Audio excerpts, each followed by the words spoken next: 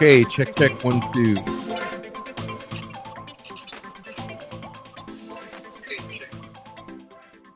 All right, how is everybody? Welcome on in, and thanks for being here. Even to those of you on the replay, thanks for being here.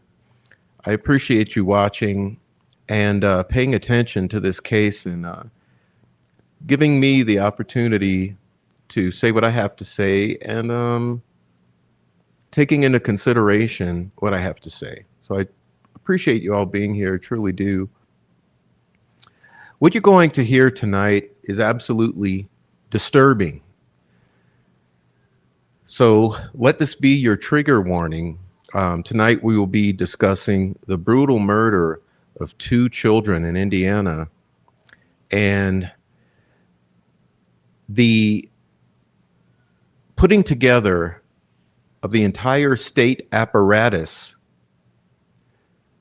to come down on a man who was accused of having something to do with their murders. And tonight, you're going to hear many things that no one should have to hear, many disturbing things.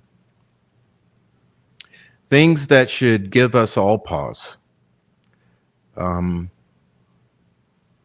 let this be your fair warning that if you have a weak constitution or just can't handle some things that are beyond the pale, this is not the show for you. I am calling this the unveiling of the trial of Richard Allen because this entire proceeding from the months leading up to the arrest of Richard Allen until this very moment now has been done in a cloud of secrecy. The trial itself was held behind a veil of secrecy, the likes of which you haven't seen before. And on top of that, you are contending with an entire contingent of people who are out here in the public sphere with the sole intention of obfuscating,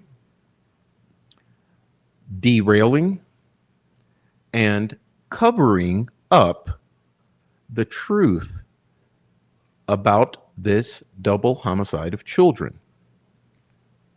And please be aware, regardless of what anyone will tell you out here, this crime is absolutely tied to a number of homicides in the Midwest, particularly those exhibiting similar signs to what we see here in terms of the obvious signs of some type of satanic or occult ritual homicide.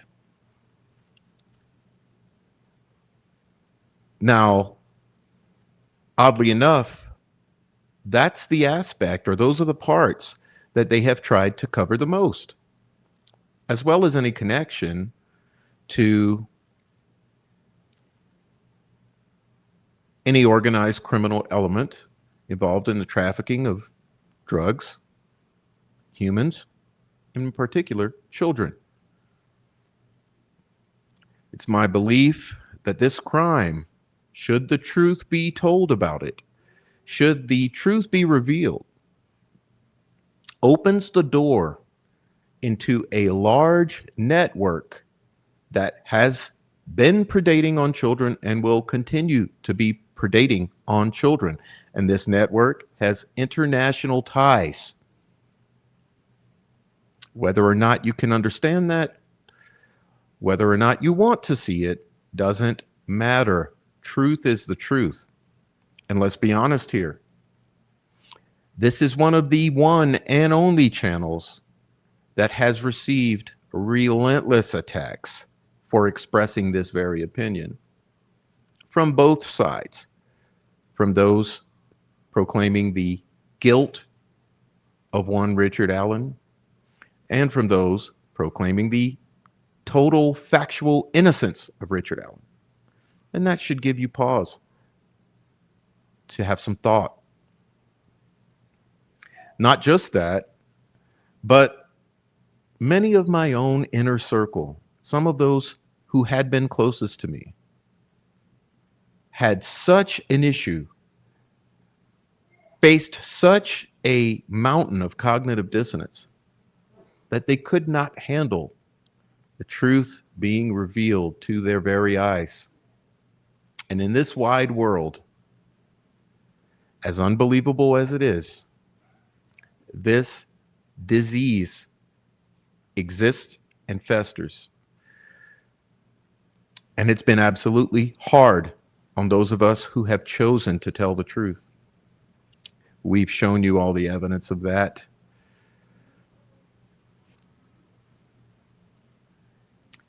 And the truth is that even those of you within the sound of my voice, whether live or on the replay, you're going to continue to have problems understanding this. As a matter of fact, I would say that probably a third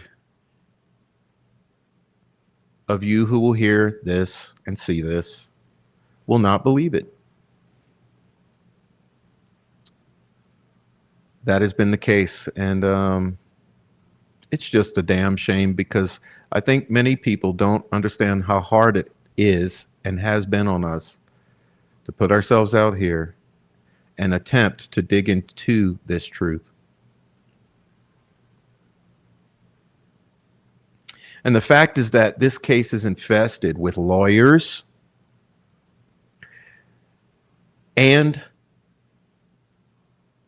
unassuming community members who collectively work together to steer this narrative away from the actual truth. And it's difficult. Now, I call them plants. And it became somewhat of a, let me see. Sorry about this. I'm trying to send you something. Let's see.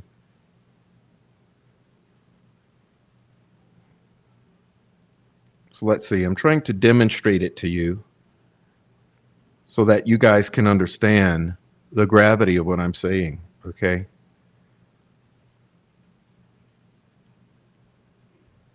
So maybe something like this, so that you may have a difficult time realizing that when you're looking into this Delphi case, you're dealing with something like this. Not just one plant, not just two plants, not even 3, 4, or 5, but dozens. Among them, lawyers, both in this nation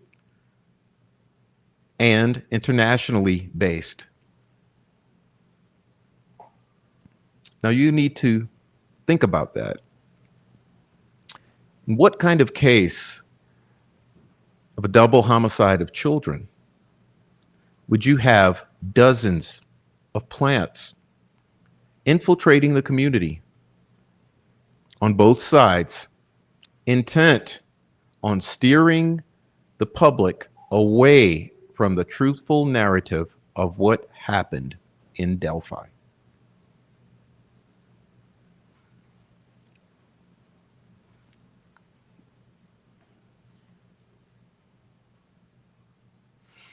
I would really like you all to think about that because I know it's difficult. These people are not your friends. And I know it's difficult because, let's be honest, so many of you probably find your friends here. You probably suffer from real life connections, which lead you onto social media, where you find a community of people and you find people you like and you find people who you believe have good intentions and are concerned about the same things that you are. And I know it's difficult. But these people are not your friends. They weren't in the first place, and they're not now. So for the neophyte, it's a challenge because you're surrounded on all sides and it's difficult to see through. And when I say cognitive dissonance, what I mean is that you don't want to see it. And so hopefully what you hear tonight will maybe give you an indication of the depths of depravity that are involved in this case. Because remember, this is not about Richard Allen. The railroading of Richard Allen is an attempt to bury this case. Yes, that's right. The railroading of Richard Allen was intended to put this case to rest forever, permanently, to bury it, to provide a resolution to the general public so that the general public would be satisfied with its bloodlust and allow this case to rest forever. This is the purpose of the prosecution and conviction of Richard Allen. Have no doubt about it. And so tonight, we'll be taking a close look at the recent appellate filing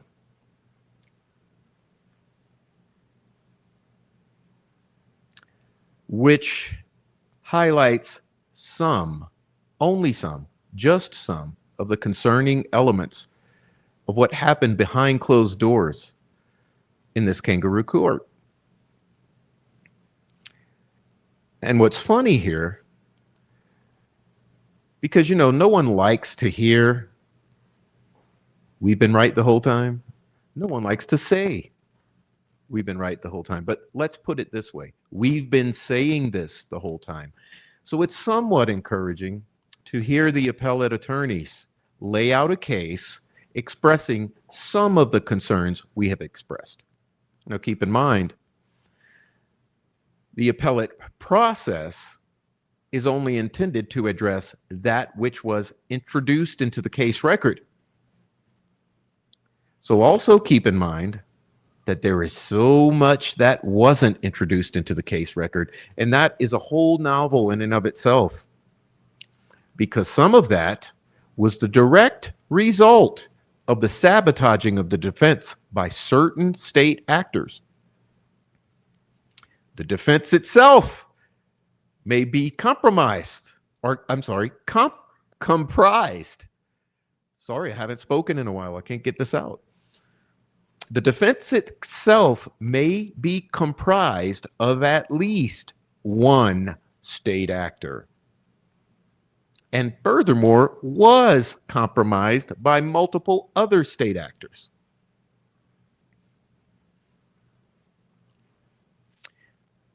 So, goes without saying that there are some things, those which the narrative controllers would label as conspiracies, which were totally excluded from the case record, from the trial, and the pre-trial hearings.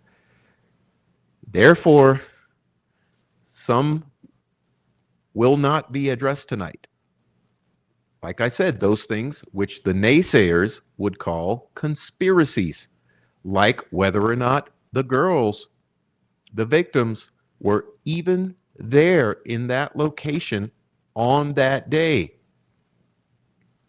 like whether or not their digital forensic evidence and photographic evidence is actually legitimately real, like whether or not the family actually lied or not, or covered up, or protected other children in the community, or I should say young people, whether or not the police and law enforcement authorities on up the chain of command protected involved parties.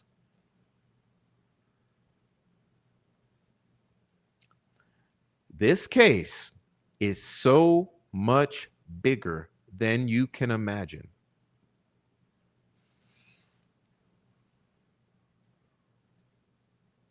This cover-up is so much bigger than you could imagine.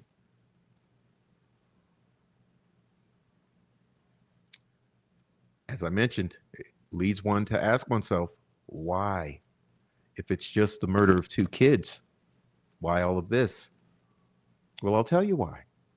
Because this opens the door into something which is a door that is that which will not be opened. Therefore, it must permanently be locked. And that's your Delphi murders. And don't get it twisted. There are other crime scenes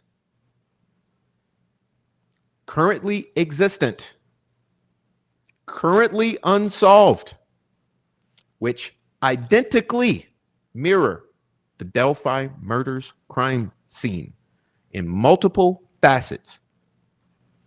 You can take that to the bank. And if you don't believe me, you'll come back and apologize later when you realize I was telling you the truth. With that being said, think we're going to get into it because there's so much to cover in so little time.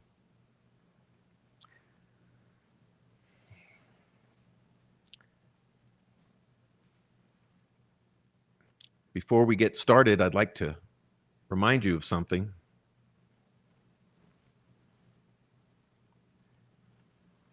This is the first joint stipulation regarding evidentiary matters. Okay? This says that the parties agree that the items referenced below shall be. Remember, when you hear this word shall, it's an important word. It means must. It's a directive. Shall be self-authenticated without the necessity of a witness testifying or verifying its origin, authenticity, or chain of custody. Now you think about that. These items I will mention shortly will be, shall be, must be self-authenticated without the necessity of a witness verifying origin, authenticity, or chain of custody, i.e. legitimacy or reality. Okay? Now the excuse for this is that this intention was to promote judicial economy through the course of the jury trial, which I have to add, remember the defense rested quite early. By the defense resting quite early, they negated this clause because obviously judicial economy was not an issue, being that they had more than a week of time left over. So it's a farce. Well, let's get to the list. All in-cell video recordings at Westville or Wabash correctional facilities. Now, you think about that. All in-cell video recordings. Well, where was he? Where was he tortured? Where was he threatened? Where was he exhibiting the signs of a deep psychosis brought on by the solitary confinement and torture? Yes, that's right, in his cell. Okay? All video recordings of Richard Allen outside of his cell, where he may have been tortured, threatened, beat. You get it?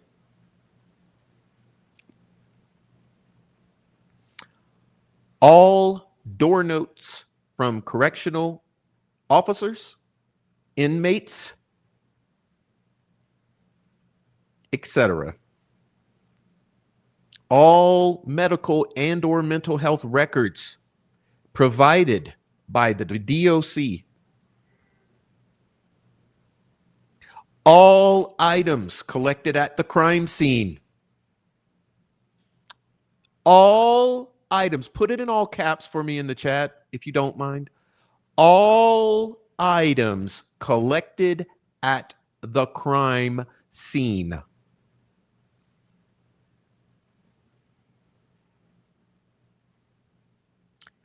All items collected in the search warrant of 1967 White Man Drive, which is Richard Allen's residence.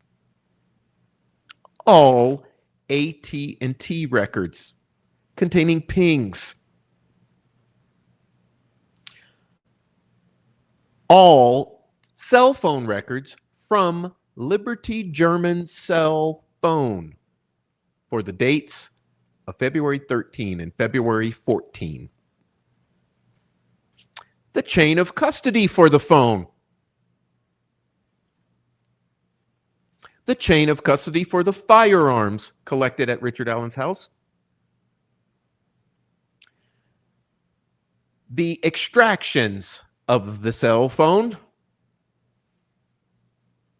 The extractions of Derek German's cell phone. The Harvest Store video collected by the FBI. Becky Patty, Mike Patty, Anna Williams, Kathy Allen, Janice Allen, and Jamie Jones shall be excluded from the separation of witness order.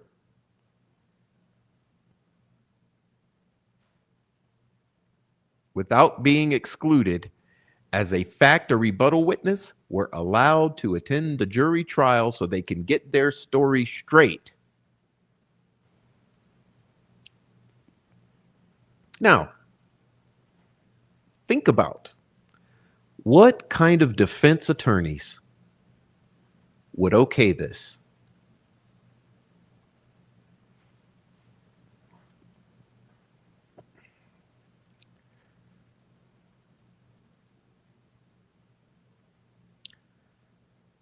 Now I'd like to bring up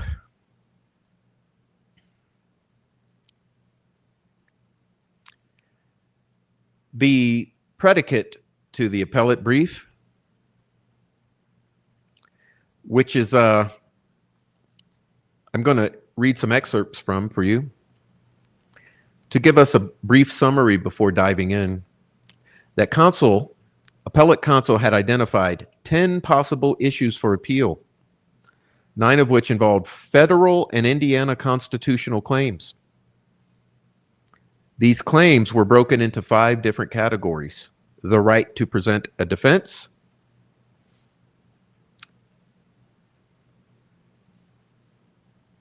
including alternative explanation of the crime scene and other suspects, and the impeachment of the quality of the investigation.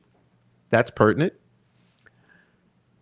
The right to present a defense undermining the reliability of Allen's incriminating statements, which were coerced due to his torture and abuse at Westville Correctional Facility. The constitutionality of those statements made while he was gravely disabled in prolonged pretrial solitary confinement and Guantanamo Bay style waterboarding torture. The constitutionality of the search of his home, and other impactful, and this is important, erroneous evidentiary rulings, which points directly at Judge Francis Gull. Now, because of the many issues that involve analysis of evidence, this was proffered, or that were proffered, but excluded. The record is much larger than just the evidence the jury was allowed to hear. Counsel is aware that the court's preference is that litigants do not argue an excessive number of issues on an appeal. However, the Indiana Supreme Court has held that if an issue was known and available on direct appeal but not raised, it is procedurally defaulted as a basis for relief in subsequent proceedings. And we're going to talk about that with Elvis Fields in a minute. And the others who had confessed to this crime in the years prior to this, including Ron Logan, Keegan Klein, other individuals you know well off of YouTube, and others in the community. There was an extraordinary number of constitution and evidentiary issues raised by both sides to adequately litigate. Counsel has identified these issues that must be argued, but there's a word limit. Additionally, any federal constitutional claims upon which Allen would seek release in the future must be raised in a state court or deemed unexhausted and therefore unreviewable should Allen later seek the need to federal review.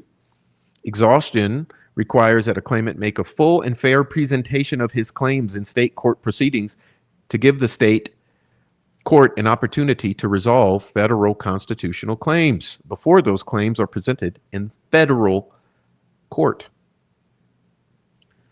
Okay, so they asked for more words because check this out.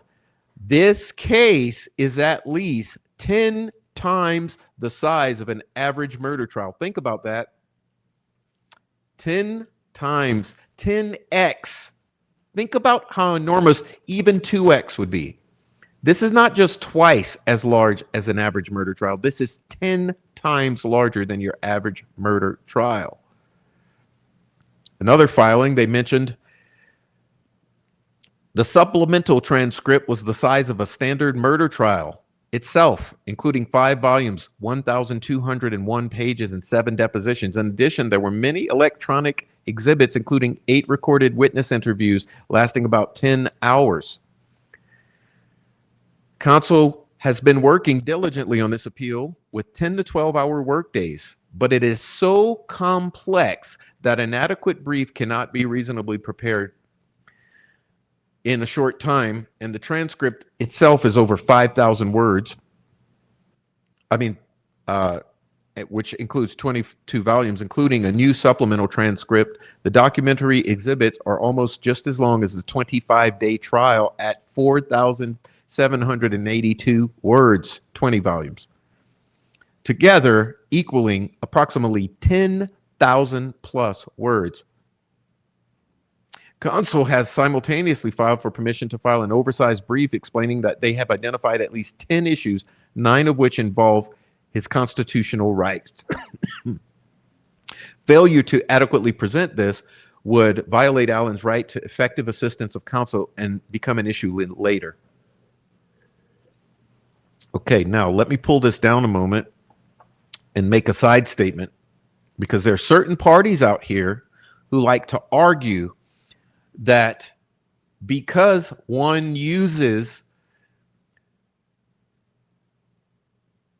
filings that they have made accessible to the public under the banner of martyrship and selflessness, that using those exhibits that they have published publicly in a manner of self-sacrifice, that would entail stealing their content. So let me just say this, that what you're about to see was obtained independently of the cranks, okay? Independent of the cranks.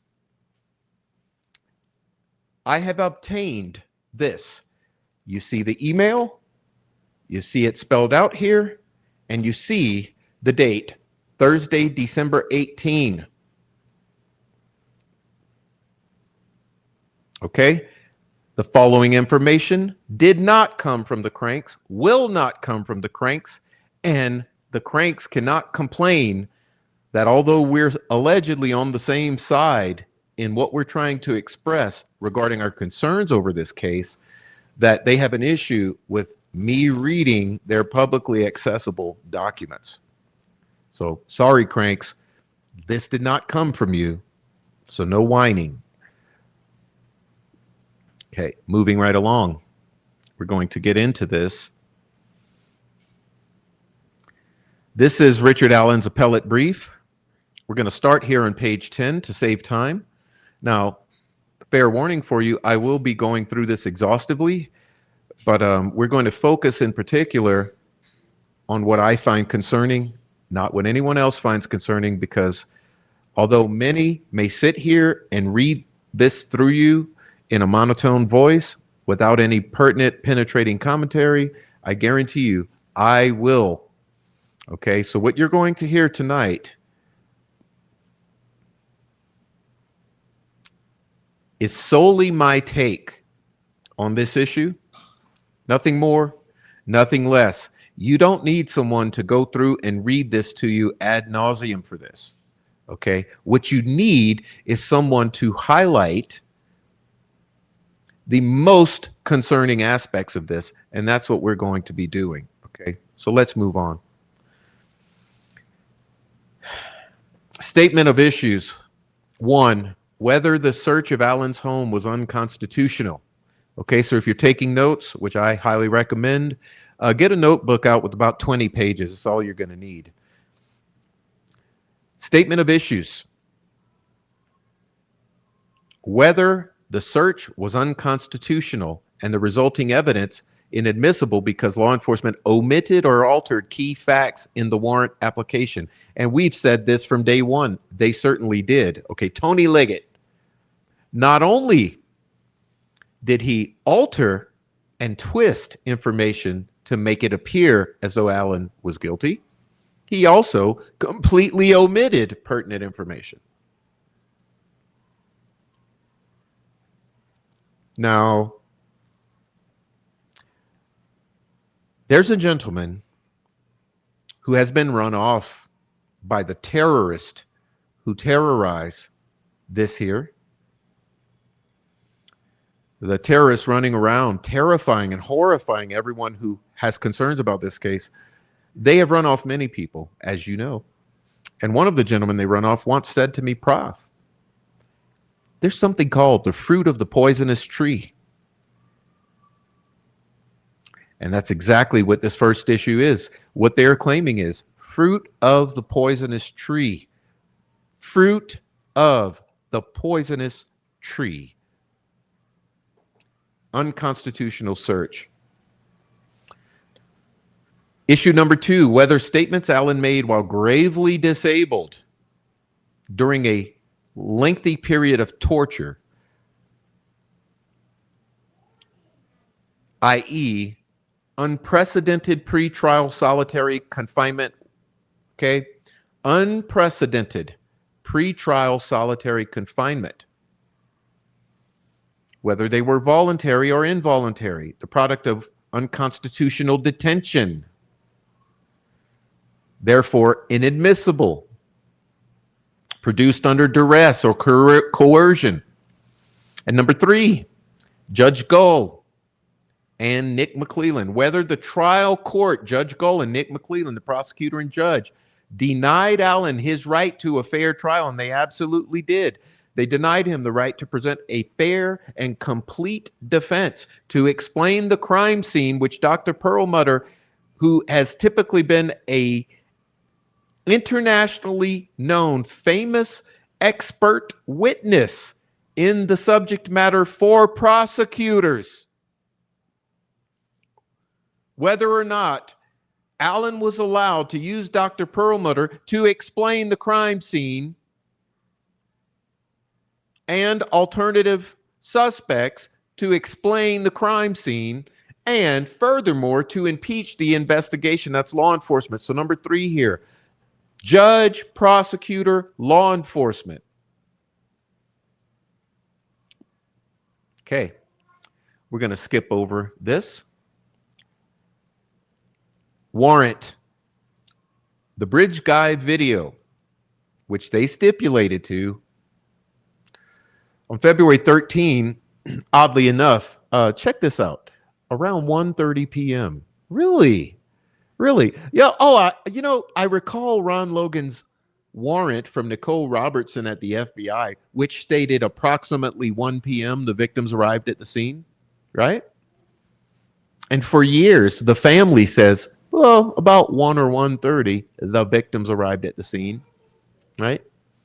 On February 13, around 1:30 p.m., Liberty's older sister dropped them off.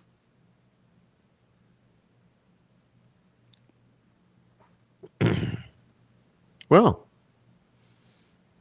it doesn't really match what the state says, does it? Or the family anymore.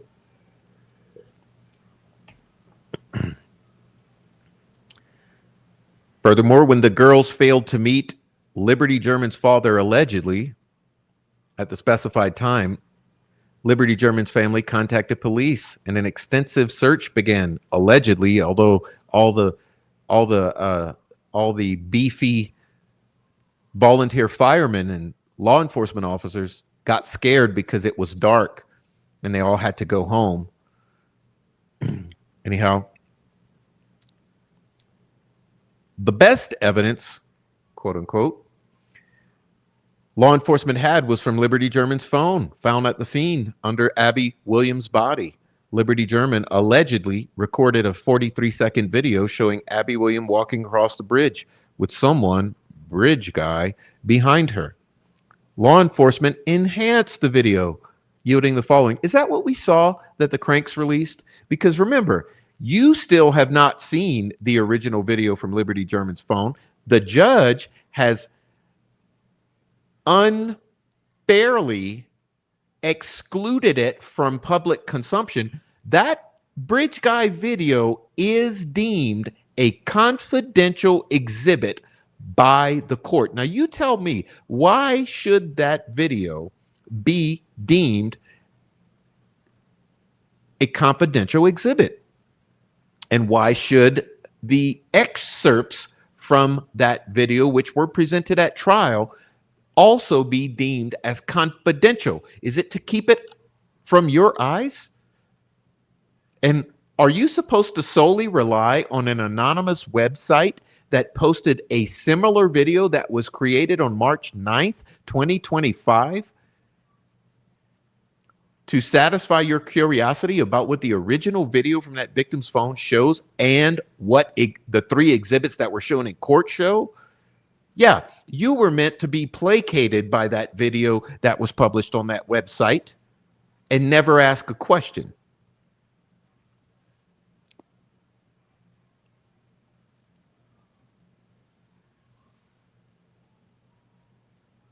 Four months after the murder. Now, here's a good one. Law enforcement interviewed Sarah Carbach. She told police that on February 13th, while driving eastbound on County Road 300, she saw a muddy man wearing a tan coat. Yeah, you heard that right. A muddy man wearing a tan coat. But somehow, after seeing the image of Bridge Guy on the media, Carbach said he possibly was the man she had seen. Possibly. 5.5 years later, Richard Allen. On September 21st, 2022, law enforcement rediscovered the tip from Allen, allegedly. Remember, there's a whole controversy about that, and Little Amy G has shown you that on her channel. Okay, there's an extreme amount of concern regarding this alleged rediscovered tip. And if you don't know about that, you need to look at what has been demonstrated on Amy G's channel regarding this alleged rediscovered tip.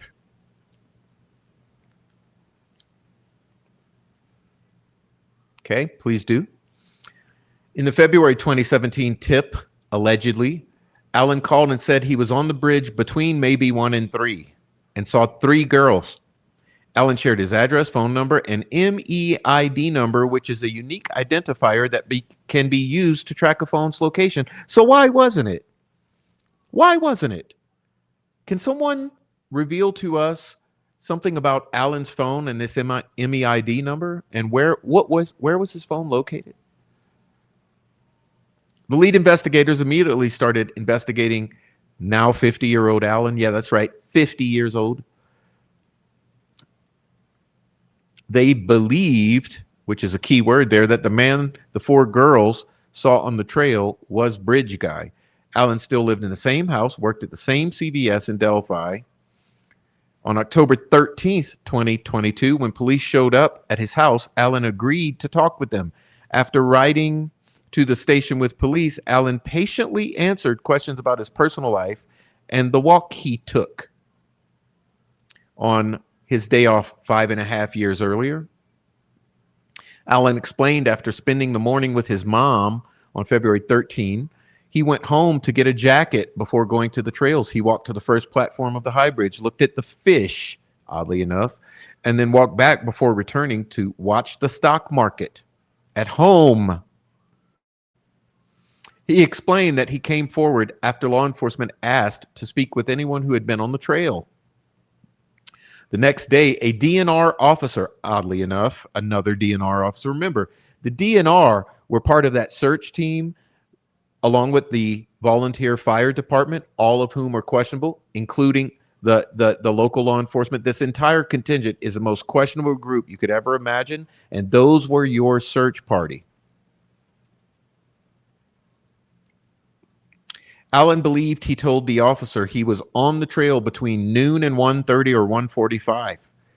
He could only recall seeing the girls leaving the trail. 3 girls leaving the trail. That's 3. Being 5 years had passed, Allen could not remember what car he drove or what clothes he wore. He remembered wearing blue jeans and a jacket.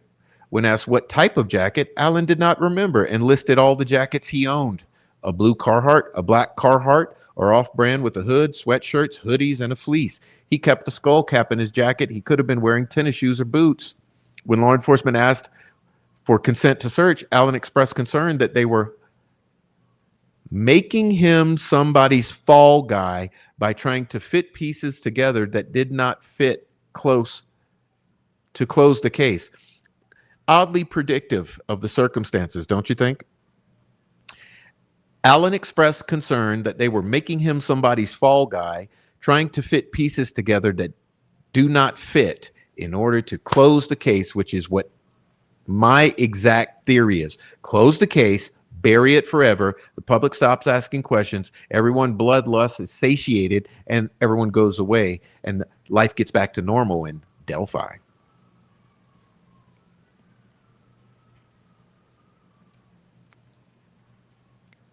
After a break, law enforcement returned, more confrontational with Allen, who became frustrated with being accused of murder and law enforcement contacting his wife and daughter while he was at the station. Confronting Allen with the bridge guy photo, Allen responded, "If that's taken with the girl's phone, that is not me, and look what I've highlighted. I have never met those girls before." Okay? Yeah, he did say he saw 3 girls, but he says, regarding Abby and Libby, "I've never met those girls before." They accused Allen of admitting he wore the same clothes as Bridge Guy, and Allen corrected the investigator, corrected him, reminding him that he said he could have been wearing a sweatshirt. Allen added that everyone has looked at the Bridge Guy photo for years.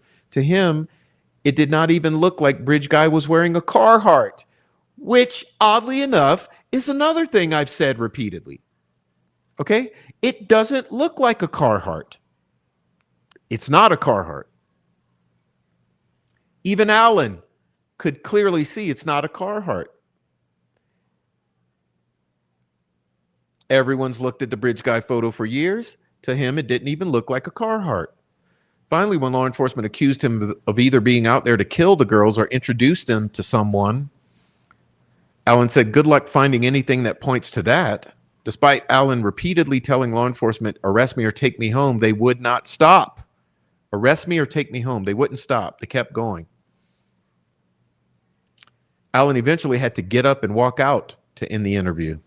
Kind of sounds familiar. Doesn't it sound a little like Kyle Robert Fortson, or Robert Kyle Fortson, or Fortson? Fortson, how many times did he ask for counsel? And they kept going and going and going and going and going and threatening and using the judge. Sounds familiar? See, this podunk operation,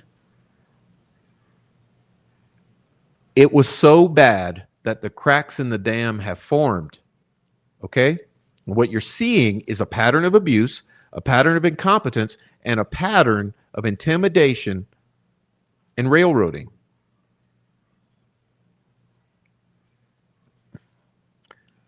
C, the story Detective Leggett told the judge. On October 13th, 2022, the state applied for a warrant for Allen's home. This is the fruit of the poisonous tree, as I mentioned. Leggett's probable cause affidavit concluded that Allen is the last individual to have contact with Liberty German and Abigail Williams. Really? How do you know that? Is that fantasy world? Is that fantasy world? Last individual to have contact with Liberty and Abigail is Allen? What's the proof of that?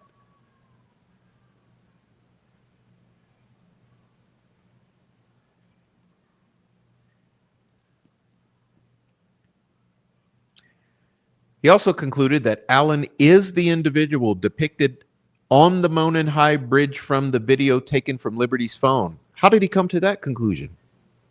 What's the proof that Allen is the individual depicted in the video taken from Liberty's phone?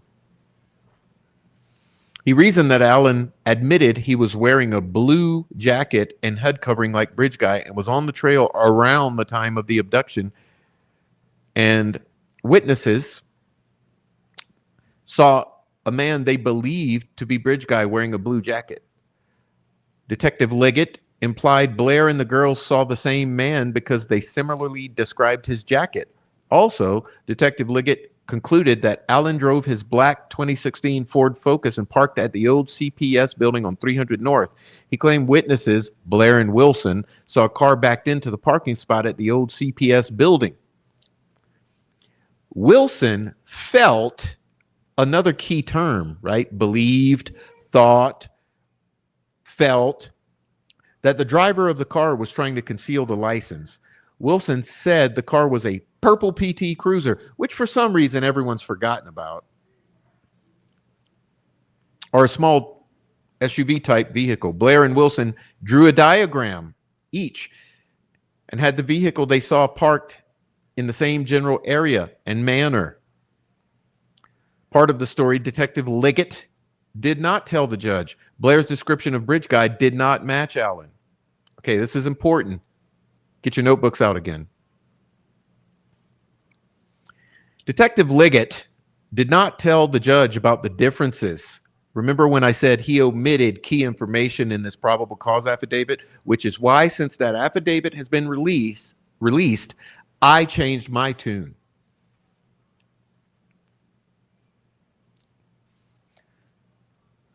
He did not tell the judge. He hid from the judge. He concealed from the judge. He kept from the judge the difference between Blair's description of the man on the bridge and Allen's appearance. Just 3 days after the murders, Blair described the man as white, aged 20, of medium build, and having curly brown hair. An artist compared this sketch with which Blair rated a 10 out of 10 for accuracy. And we've repeated that ad nauseum on this channel. Now, if you were going to describe Daniel Pearson, yeah, it's probably a 10 out of 10 accuracy. I would agree with that. But Rick Allen, absolutely not, right? Take a look at it.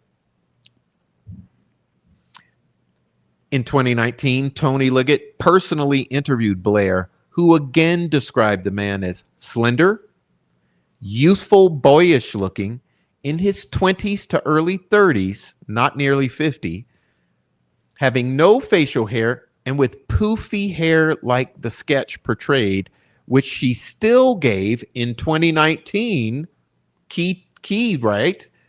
A 9 out of 10. So in 2017, she gives it a 10 out of 10 days after the murder. In 2019, she still gives it a 9 after a 9 out of 10. At the time of the murders, Allen was 44 years old, 5'6", and had very short hair. Does that look very short? And does that look 45 years old?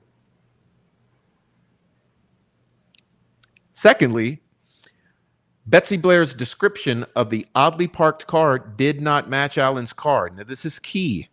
Detective Liggett also omitted Blair's description of the oddly parked car, resembling a 1965 Ford Comet, which we know is a Mercury Comet, similar to which her father owned, with sharper angles. And to express that, she made a drawing. And now let's compare it to Allen's hatchback. Now take a look at this.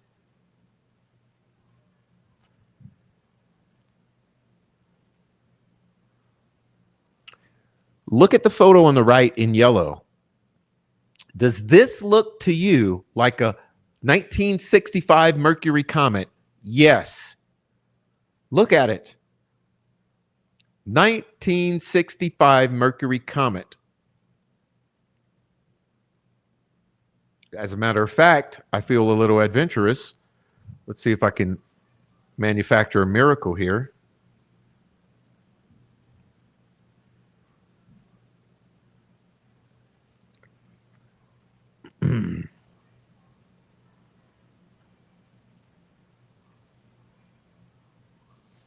Okay, let's see.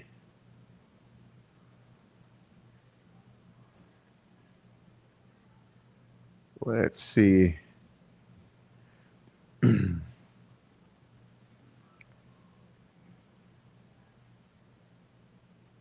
Just a moment.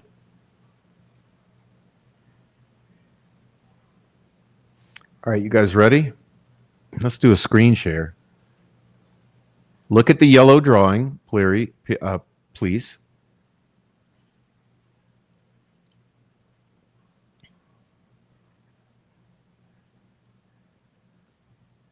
All right, look familiar?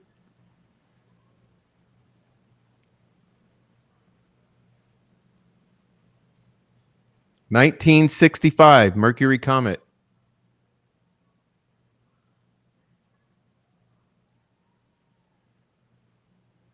Okay?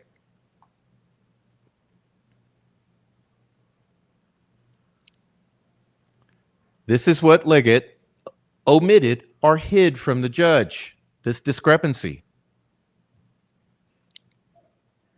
Blair did not believe the man on the bridge was the same man Carbaugh saw walking down the road. Tony Liggett omitted that Blair told him that the man Carbaugh described walking down the road is not the same man she saw on the bridge. Again, Tony Liggett omitted that Blair told him the man Carbaugh described is not the same man she saw on the bridge. Up here. So Blair says, that's not the man I saw, right? She says, that's not the man I saw. And she says, this is the man I saw. But conveniently enough, the state of Indiana made sure, absolutely certain, to exclude these sketches from the eyes of the jury because this would establish reasonable doubt in this story. After talking with Blair in 2019, ISP issued a press release distinguishing the man Carbaugh saw from the man on the bridge. The ISP explained that the men are not the same person and that Blair's sketch is representative of the face of the person captured in the video. Okay, so to prove that to you, allow me to take a little detour here because we're going to do everything thoroughly, right? So take a look at this. 2019. Multi-agency task force clarifies points about Delphi murder suspects' sketches. Delphi, Indiana. In the early days and months of the Delphi murders investigation, information was developed about suspect descriptions. It was initially believed that the sketch that has been in the public view over the last 2 years of a person in the age range of his 40s to 50s was a person of interest in this murder investigation. Now, as the investigation has, matured, and past information has been, reassessed, it is the belief of investigators with the multi-agency task force that the person depicted in the sketch released on April 22nd, the young guy, more accurately represents the person wanted for the murders of Abigail Williams and Liberty German. It's important to distinguish these points about the two sketches. Point number one, they are not the same person. They're not the same person. Point number two, the person depicted in the originally released sketch, the old guy sketch, is not presently a person of interest in this investigation. Point number three, the sketch released on April 22nd, 2019, the young guy sketch, is representative of the face of the person captured in the video on Liberty German's cell phone as he was walking on the high bridge. Point number four, the person in the sketch released on April 22nd, the young guy, is described as having a youthful appearance, but could fall in the age range from his 20s to 30s.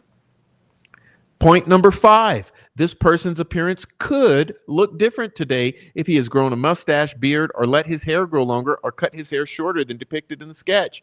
Members of the Delphi community should reflect back on people they know in the community that look similar to the sketch released on April 22nd, the young guy sketch, especially if that person has changed their appearance since the murders occurred in February of 2017. And I did a little snarky thing. I put some highlights around the actual important points here. They are not the same person. The person depicted in the original sketch, the old guy, is not presently a person of interest. Okay, et cetera, et cetera.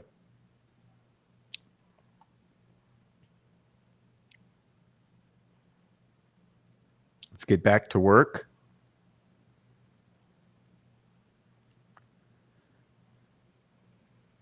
Point number 4. Karba said the man walking down the road was wearing a tan coat. Tan coat. Detective Liggett also made false statements in his affidavit. He claimed that an interview was done of Sarah Karba in 2017, and she stated she saw a man wearing a blue colored jacket and was muddy and bloody. False. In her 2017 interview, Karba did not describe the man as bloody, only muddy. She said he was wearing a tan jacket. Oh, let's see. Imagine I'm wearing a white sweater. Today I'm wearing a black sweater. What if someone would arrest me and piece together a probable cause affidavit? And although I have, at this time, a black sweater on, they would alter that and transform it into a white sweater. Because black is just as far away from white as tan is from blue.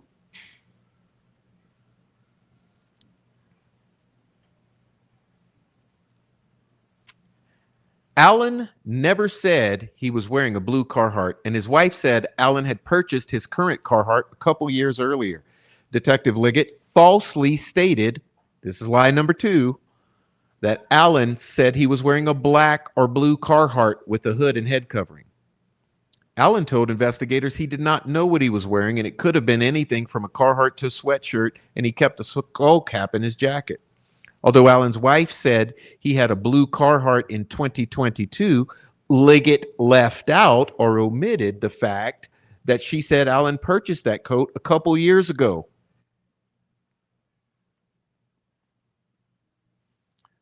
So what we call this here is stacking the deck. Fabricating probable cause with omissions, lies, and obfuscation. It's called stacking the deck. The warrant. The trial court issued the warrant. Law enforcement seized from Allen's home multiple items, including a gun, a 6-hour, okay, several knives, casings, and the Carhartt type jacket with a white and yellow patch on the front pocket. These items featured prominently during Allen's trial. And let's be real here. You know why that stuff was put forward? They knew they weren't going to include that in trial because it was BS. But you know what they did it for? Because they knew the people on the internet, i.e. the troll farm and the state shills who were running with this narrative that Allen was absolutely guilty beyond a reasonable doubt, they were able to use things like a motorcycle cover, like a water bottle, like a gun, like a bunch of knives, like a box of cell phones, and like a Carhartt jacket to turn Allen into the monster on the Monon High Bridge, which is the whole point of this thing. This entire thing has been fabricated for public consumption because the public has to go along with this in order for it to work. So many of the elements that were included in this effort were not meant for the court of law. They were meant for the court of public opinion. And you can take that to the bank. Remember, my opinion is that they never intended to go to trial. This was never supposed to go this far. This is the problem that was created by Allen's refusal to take a plea deal, because the entire schema here was to put together a stack of fabricated evidence, combine it with torture and intimidation and death threats to Allen and his family while in Westville, and use that to back him to a corner and force him to take a plea deal. When he refused to bend to that will, They were forced then to take this thing to trial, which puts them at risk of this very thing we're addressing tonight, which is the truth coming to the surface. You see?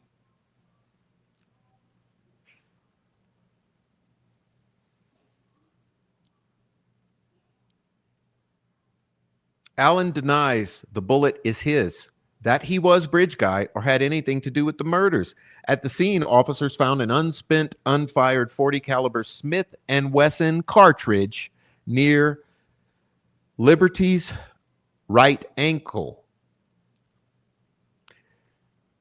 Let me remind you that at the time that they were looking at this bullet, what they had determined in their own estimation was that this particular round had been cycled through either a 40 caliber Smith and Wesson handgun or a Sig Sauer 40 caliber handgun, meaning whoever had this damn round in their gun before it came out either owned a 40 caliber Smith and Wesson or a 40 caliber Sig. Now you just hold on to that piece of information, that crumb, because we're going to get back to why that matters in a moment.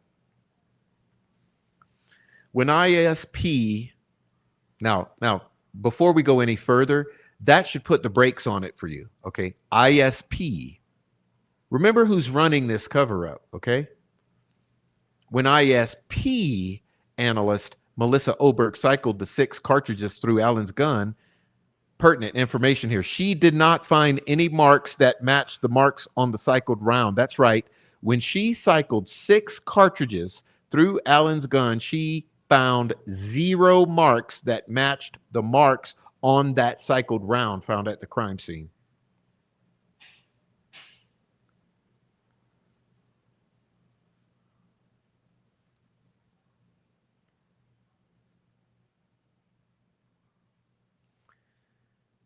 Thus, she could not establish a link between Allen's gun and the unspent round at the crime scene.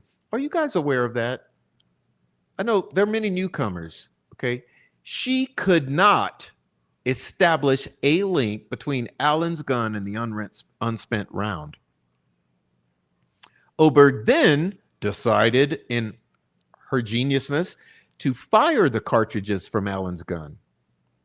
She then compared the markings on the spent cartridges to the markings on the unspent cartridges, a move unknown in the field of ballistics, which is already questionable enough as it stands.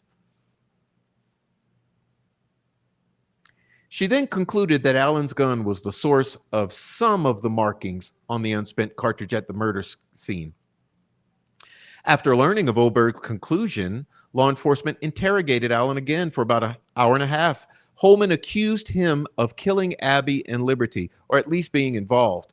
Allen explained the very day the police asked anyone on the trail to come forward, that is what he did. I went for a walk on the trail and went home. I did not murder 2 little girls.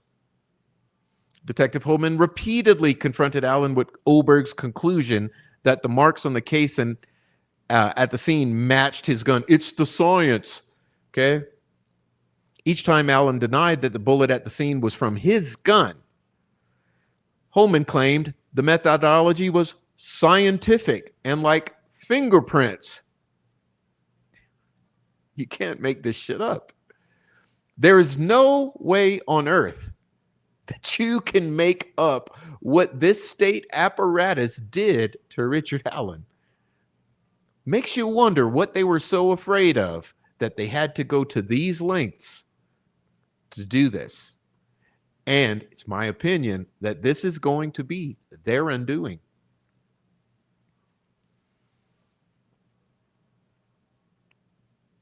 Exhausted and frustrated by Detective Holman's relentless accusations. Remember, like I said, same he did to Fortson, right? Same thing he did to Fortson, who went and blew his own head off.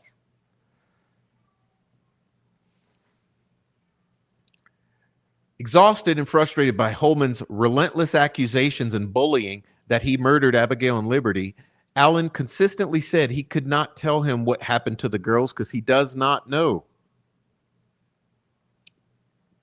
Despite Holman's lying about experts identifying Allen and his voice in the video, Allen continued to deny he was Bridge Guy. Detective Holman tried a different lie, saying that 5 witnesses saw Richard Allen with Liberty and Abigail Williams and a gun. So put this together. After a series of lies, he says 5 different witnesses saw you with the girls and a gun. Again, Allen said it did not happen, and I don't care how stressed out I get. I'm not going to admit to doing something I had nothing to do with. And that's what has saved him. Because remember that I said the intention here was to coerce him into a plea deal. But he was belligerent, and he didn't care how stressed. He wasn't going to admit to doing something he had nothing to do with. That's, of course, until the death threats, the beatings, the eating shit, and the Haldol kicked in under an MK nurse, but we'll get to that. Holman tried to use Allen's depression against him, claiming it was because he killed 2 little girls. That did not work either. Holman even used Allen's wife as an interrogation tool. While Allen was being interrogated, ISP told her that the bullet at the scene matched her husband's gun. They also told her some other unacceptable things. You know what I mean? Explicit. They made Kathy very uncomfortable. And then they brought her in to see Allen, and he hugged her and said, "It's going to be all right."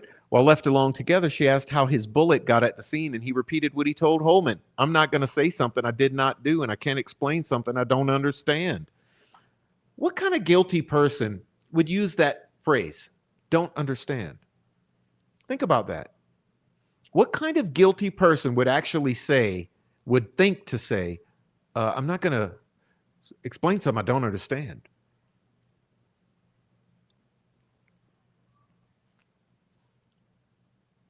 I know that no bullet from my gun was connected with the murder in any way, shape, or form. And ISP lied to Allen's wife, telling her that a witness identified Allen. Allen assured her they're not going to get away with this and told her, "I'm sorry you're having to hurt. I'm sorry." All right. Now,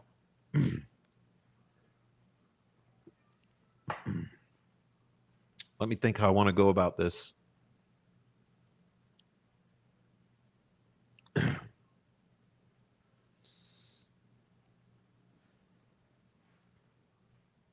Okay.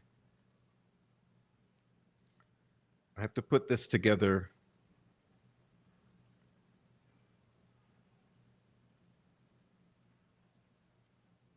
Okay, I'll keep going. Solitary confinement. Just a few days after the 50-year-old Allen was arrested for the first time in his life, he was sent to IDOC as a safekeeper. IDOC transferred him to Westville, a maximum security segregation unit for the worst of the worst. The movies refer to it as the hole, used mostly to punish. Allen was the first safekeeper in any IDOC employee's memory to be placed in Westville. Think about that. I made note of that before about a year ago. Think of that. The first person, pretrial detainee, to be placed in Westville for safekeeping in any IDOC employee's memory.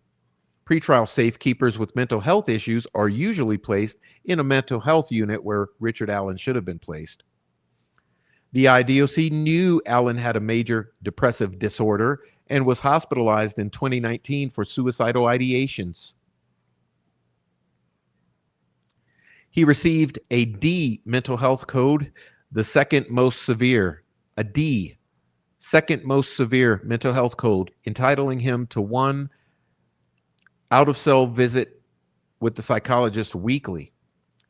During these visits, Allen was shackled and confined in a 3-by-3 foot cage, separating him from the psychologist. Allen had no face-to-face interaction unless shackled or separated by bars.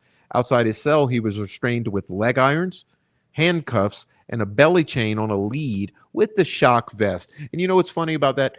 He's still a pre-trial detainee at this time, just like you or I could be at any moment. Other Westville inmates in general population live in dorms, played games, ate together, watched TV, and moved more freely about the facility. Alan was placed in a strip cell, stripped of everything but the bare necessities. He had to put on a paper smock, for lack of a better term. Alan's cell was 8x4 and a 12.5, with a camera, mattress on a concrete slab, and a bug infestation. And there's records of it, by the way, for those who will say that's not true. Yeah, it's there are multiple records, as you can see here, of it. His only view was a narrow window facing a razor wire fence. Meals were passed through the door slot, and he ate alone on the floor or bed. Alan was recorded 24/7 with suicide companions outside his cell door, writing down his statements and behavior. And guards with video cameras filming his showers, movements outside the cells, and attorneys' meetings. Hey, for all of you due process lovers out there, is it ever okay to film attorney-client conversations and meetings? Alan was recorded 24/7. IDOC knew solitary confinement could worsen Alan's level 5 or level D MDD and even cause psychosis. And their policy restricts the time inmates with serious mental illnesses can stay in solitary to up to 30 days. Now listen to that. IDOC knew that solitary confinement could have worsened Alan's major depressive disorder and caused psychosis. And their policy restricts the time that actual inmates with serious mental illnesses can stay in solitary to a limit of 30 days. But in IDOC, they didn't apply that policy to Mr. Allen, who was merely a pretrial detainee, and he remained in the most secure fucking solitary cell in Westville for 13 months. There it is. There it is. 13 months. 13 months.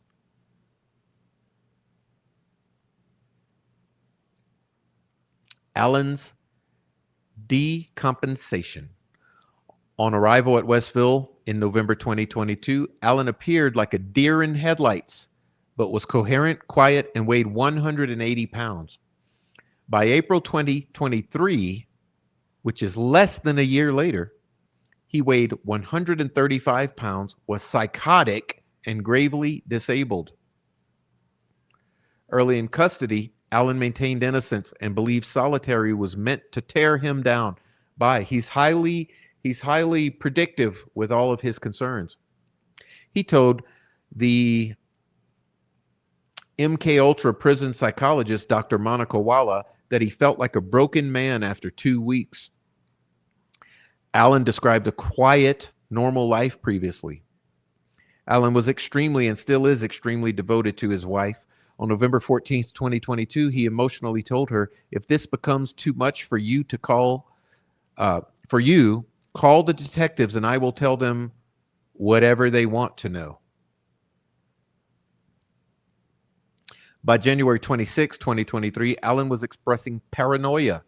In late March and early April, around the time Alan received his discovery and met with his attorneys, Alan's behavior suddenly worsened. Guards thought he was acting up.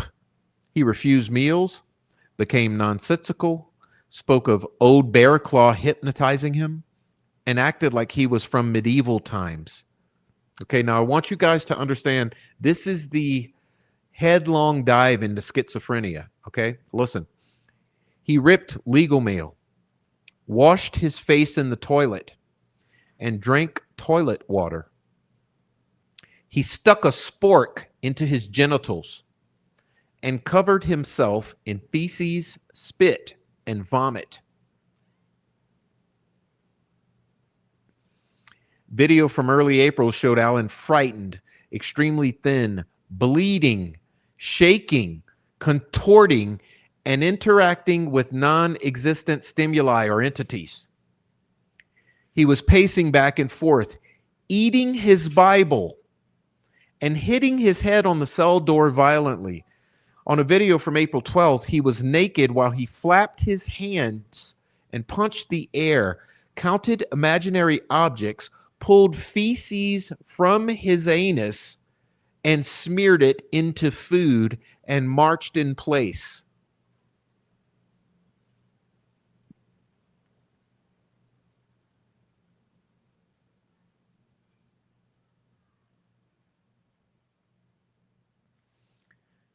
By April 13, Allen's health had become dire.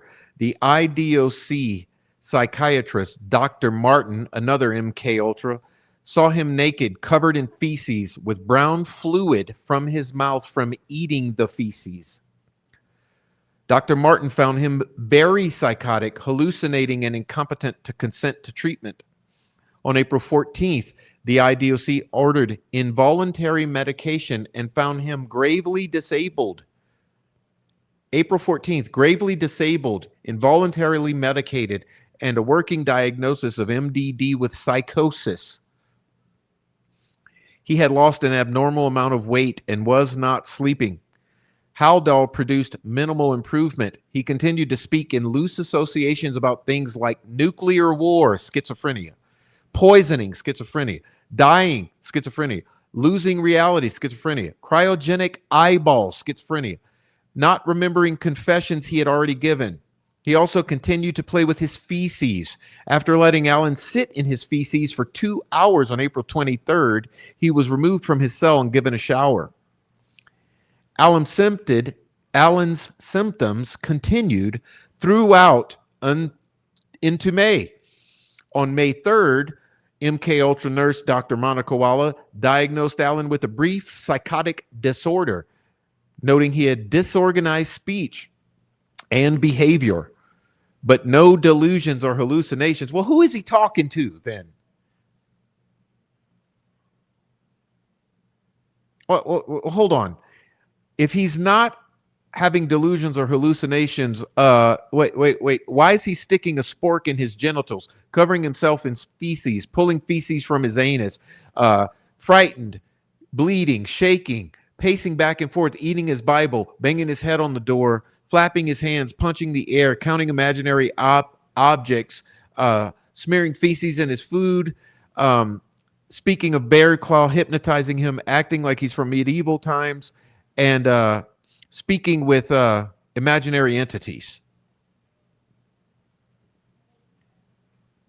But he's not suffering from delusions or hallucinations? On May 25th, his shot of Haldol was still not working. Remember, they're putting the Haldol on top of Prozac. For those of you who have forgotten that, they're giving the forced injections of Haldol on top of the Prozac. On May 25th, his shot was still not working. Allen paced for 2 hours and banged the back and front of his head on the metal door for about an hour. Why, if he's in safekeeping, why are the employees of the correctional facility allowing him to bang his head front and back on the metal door for about an hour if he's in protective custody, if he's in safekeeping as a pretrial detainee? Why are they allowing him to continue to injure himself during this major psychotic episode?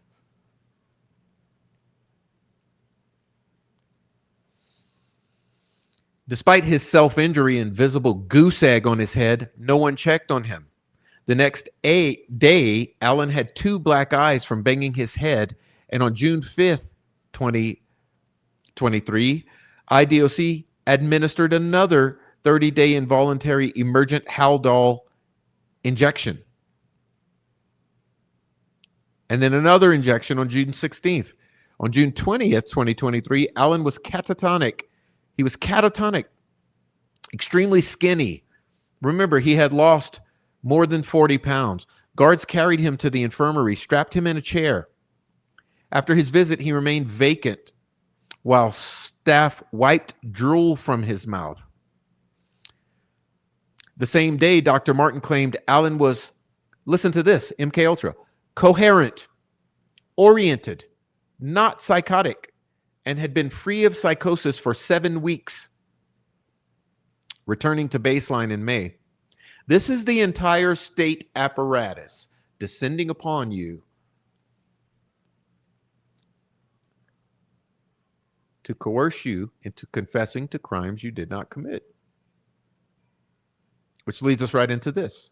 Alan's confessions. Alan's family. Alan confessed to his family over the phone during this very same period we just described above. On April 3rd, May 10th, May 17th, June 5th, and June 11th. On April 3rd, he told his wife, I did it. I killed Abigail Williams and Liberty German. Later saying, maybe I did it. I think I did. On May 17th, Alan insisted to his mother he killed the girls. The next day, May 18th, Alan banged his head against his cell door to the point he had a head gash. Again. On June 5th and 11th, Alan told his wife he did it, but that he has lost his mind. He is probably going to unalive himself. He feels like he is already in hell and does not understand what is happening. Again, that word, I don't understand. Guards. From April through June, guards repeatedly, allegedly, heard Alan confess, I killed Abby and Libby, amidst bizarre behavior. His statements occurred while he smeared feces, rolled in it, drank toilet water, shouted at his shadow, sang, masturbated, paced, saluted, asked nonsensical questions, hit his head, and asked if he was dead. All documented. On April 29th, Alan made a more specific statement to a guard, claiming he killed 2 girls in Delphi with a box cutter that he stole from and left in the trash at CBS. He was going to grape them, but he panicked and killed them, saying they were screaming. Just the day before, he was covered in feces. MK Ultra nurse Dr. Monica Walla. On April 5th, Alan's emotions shifted rapidly. He questioned whether he was God, schizophrenia. On April 5th, during this period of confessions, he questioned whether he was God. He slipped the sheet under the door wanting to confess. He had intense eye contact, bizarre smiling, and circumstantial thought. Although he would go off on a tangent and sometimes never return to the original topic, Dr. Walla claimed his confession was concise.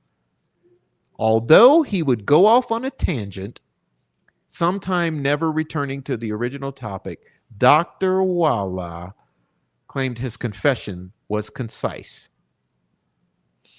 Alan said he was motivated by sex, but was uncertain whether he had sex with the girls. Alan also confessed to molesting his sister and daughter, claims which were subsequently contradicted by them. Need I remind you, something I don't see in here, he also claims he shot one of the girls.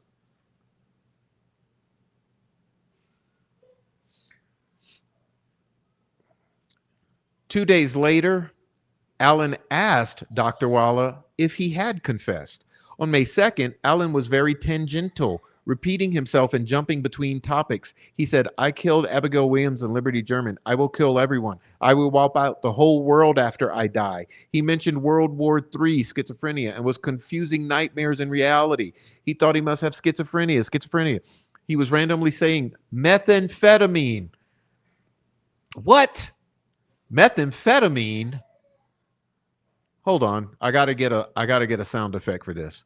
He was saying methamphetamine. Oh my God!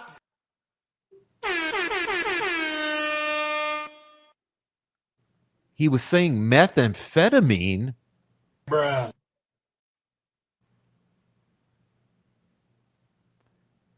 He was randomly saying methamphetamine.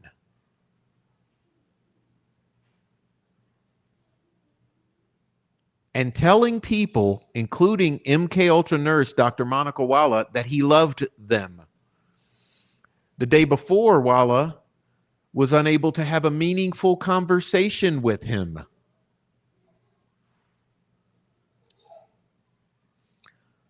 On May 3rd, he confessed to following the girls to the bridge when the bullet fell out. And then he said down the hill. Well, let me ask you this. Where is that bullet? Was a bullet found, fell out under the high bridge? See, something ain't adding up. He was going to grape them, but saw a van. He crossed the creek, slit their throats, and covered their bodies with tree branches. He also feared missing Easter, thought his interactions with Dr. Walla were fake, and was paranoid about his safety. Doesn't this entire paragraph that let me pinch it. Okay, let me pinch. See this entire paragraph here that's not highlighted? That entirely seems fabricated by Dr. Walla. That entire paragraph here that's not highlighted seems completely fabricated by Dr. Walla, based on things she had gleaned from the community as a longtime addict of Delphi true crime podcast.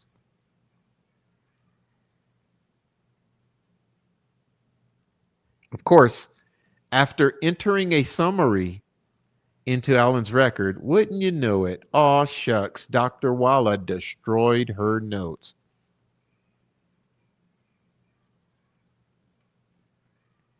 On May 10th, with Dr. Walla present, Alan told his wife, I did this. I killed Abigail Williams and Liberty German, while also insisting he was losing his mind. He continued believing he was dead and that the world would blow up if he fell asleep. Schizophrenia. That the water was poisoned and that he was reliving the same day over and over, Groundhog Day, which in essence he was.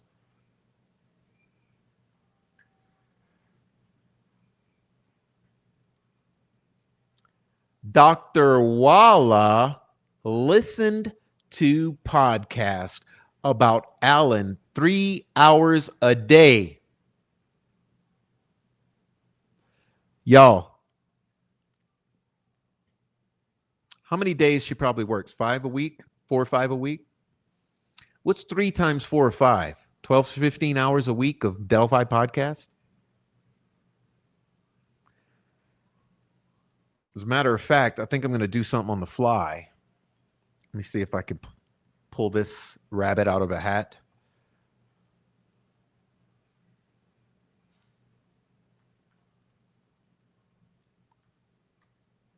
See if I can pull this out of a hat. Just a moment.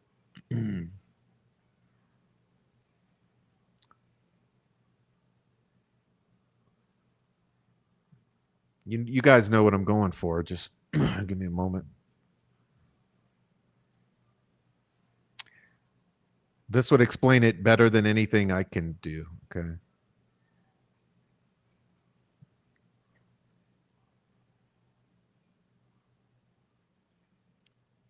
Those of you new to the channel, just please understand we're all about receipts here. This is why I show you everything. I don't want you to believe anything. I want to show you what concerns me, and you draw your own conclusions. Okay. Let's see. Come on, Prof. What's going on here?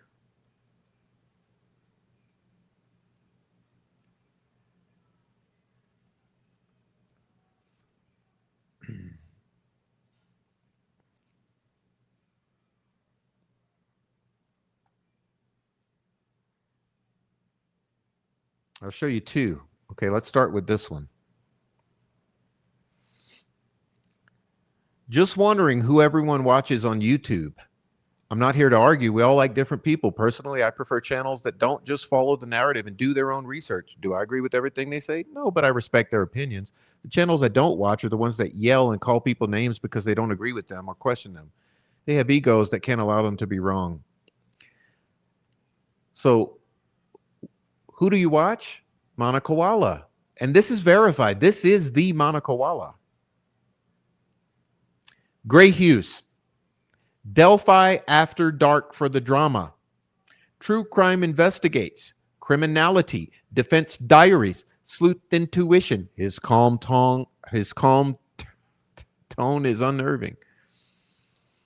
Furthermore, not only was she an obsessed listener of Delphi True Crime Podcast, but check this one out. It gets worse. Because when you understand the depths of what we're dealing with here, you will start to understand that there's no way this man should have been under this woman's medical care. Check this out. A member of almost every single Delphi Facebook group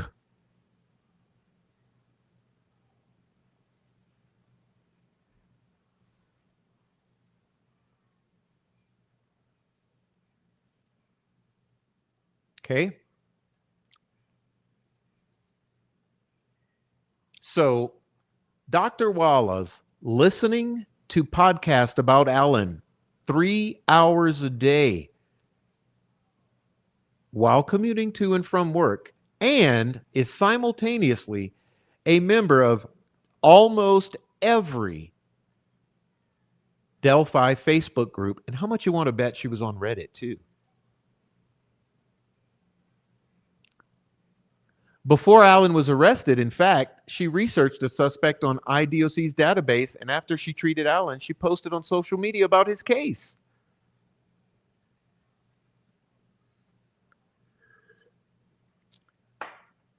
Furthermore, what the jury heard, Bridge Guy. The jury saw the video of Bridge Guy on Liberty's phone. They also heard from 2 of the 4 girls, Blair and Carba. After seeing the video, the witnesses believed they saw Bridge Guy on February 13, 2017, but oddly enough, they could not and would not point him out in court or acknowledge that he was the one they attempted to portray in their sketches. Blair thought that she saw him on the platform on the bridge. She described the man as white, possibly in his 20s or 30s, with brown, poofy hair and a youthful, boyish appearance. She also believed she saw Abby and William approaching. Notice what I circled here or highlighted, believes. Okay, so it's key point with Betsy Blair, because remember, we have no proof of life. She believes she saw Abigail Williams and Liberty German, because we know that no one truly saw Abigail Williams and Liberty German out there. There's never been anyone come forward with proof that they saw Abby and Libby out there. And even Betsy Blair herself did not assert that she saw Abigail and Liberty out there. She intimated that she thought she could have seen Abby and Libby out there. So she saw 2 girls who she believes may have been Abby and Libby.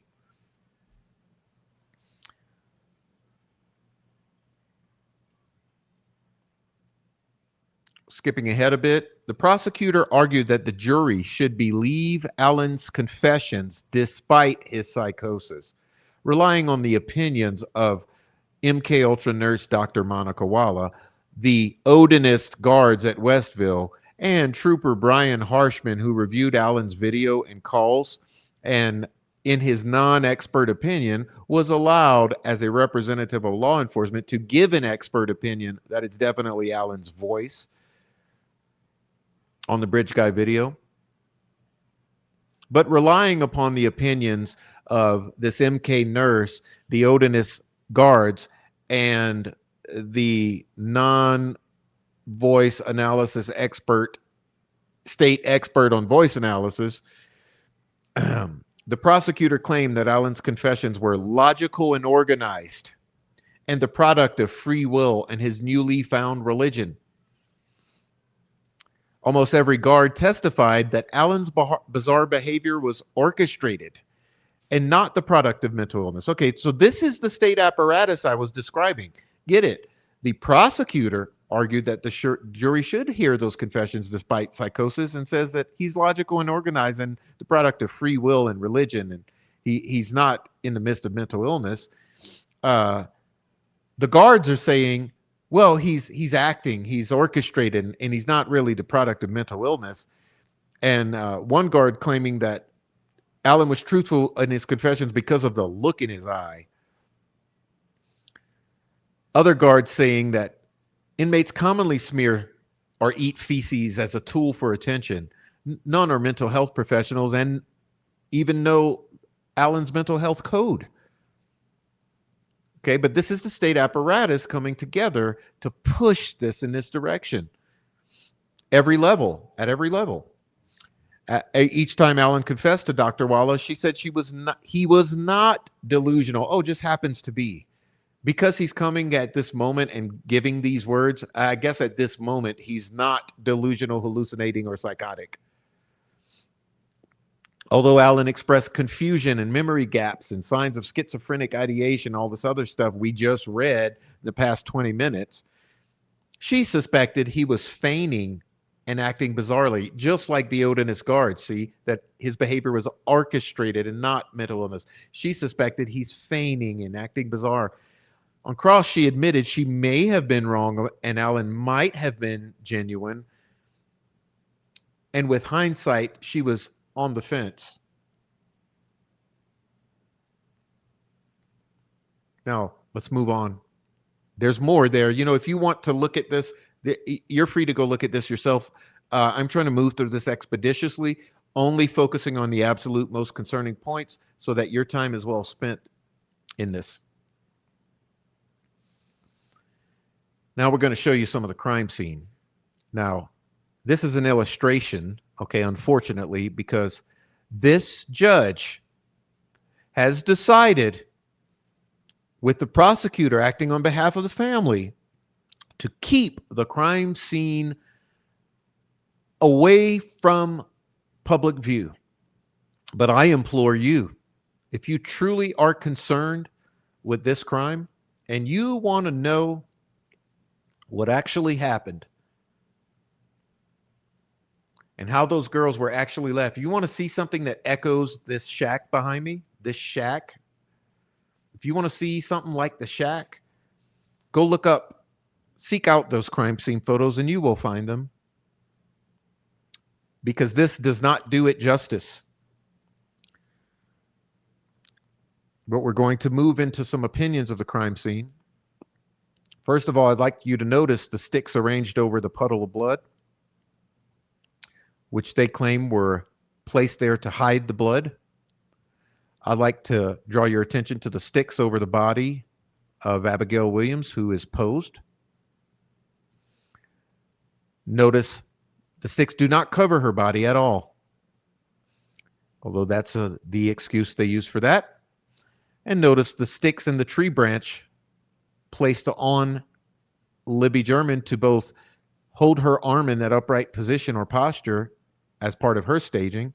And notice the sticks formed into a bind rune-like configuration, which also do not cover her body. The sticks were deliberately arranged, covering no more than a total 3% of their bodies, even according to the state's expert on the sticks. It would have taken up to 20 minutes for Abigail Williams to die. Although Liberty's injuries were more significant, it would have taken her between 5 and 10 minutes to expire. However, Prof has reason to believe that she was injured on 2 separate occasions, hours apart. Okay, so her primary injuries did not cause her death. I believe her secondary injuries caused her death within 5 minutes. The blood pattern on Abigail Williams' hands was noteworthy. When injured, people instinctively reach for major wounds every single time, getting blood on their hands and sleeves. Liberty German had substantial blood on her hands, but Abigail Williams had little to no blood on her hands or sleeves. The state's blood spatter expert had never seen, this is the state's expert, had never seen clean hands and sleeves in a case involving this amount of blood loss and a neck injury. Furthermore, about the crime scene. Despite testing the sexual assault kit, hundreds of clippings from the clothing and swabs from the girls' bodies, cartridge, and cell phone Law enforcement found no DNA from Allen, zero.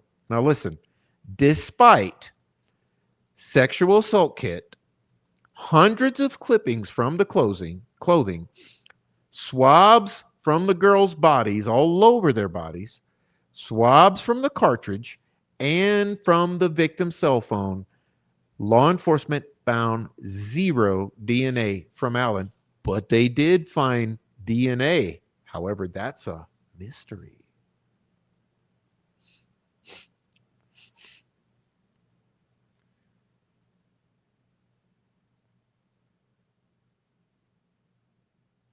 The state's witnesses repeatedly claimed Allen used the sticks as camouflage. Not only did the state's witnesses do so, the state's spokespeople out here on the internet did the same. You should remember a number of podcasts or live streams in which multiple individuals emanating from the troll farm repeatedly made the assertion that the sticks were there to hide the bodies.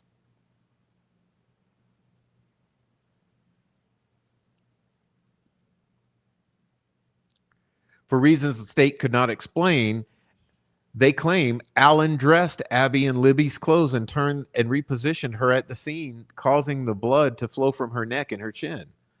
Although the girl's injuries were different and possibly caused by multiple weapons or different mechanisms altogether, or what I say at different times altogether, the state's pathologist speculated that a single blade, such as a box cutter, caused all the injuries, including the scallop mark. But be aware that he only said that after his meetings with McClellan and after the learning that Ron Logan had told Reese Davis that a box cutter was used. So suddenly, once a box cutter came into the picture, and then that was forwarded on to investigators, and then that was forwarded on to McClellan, and then McClellan related to the state's pathologist, then suddenly the state's pathologist came up with the term box cutter. Of course, we're all just crazy here. The blood stain on the tree, according to the state, was an inverted L, transferred from Liberty German's arm as she propped herself against the tree. We're going to pause here.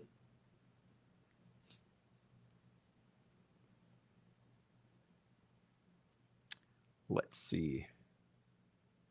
So let's take a look at this.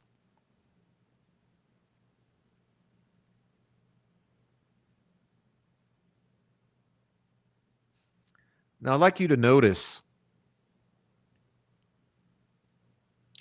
the distinct right angles. Okay?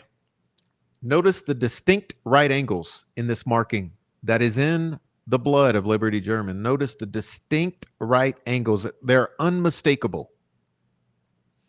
Do you honestly believe if you had blood on your arm and you leaned on a tree that this would happen? Do you believe that if you had blood on your hand and if you propped yourself up on a tree that this would happen?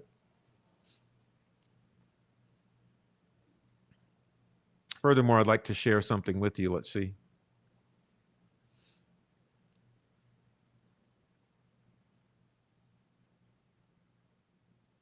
Here's a clearer image.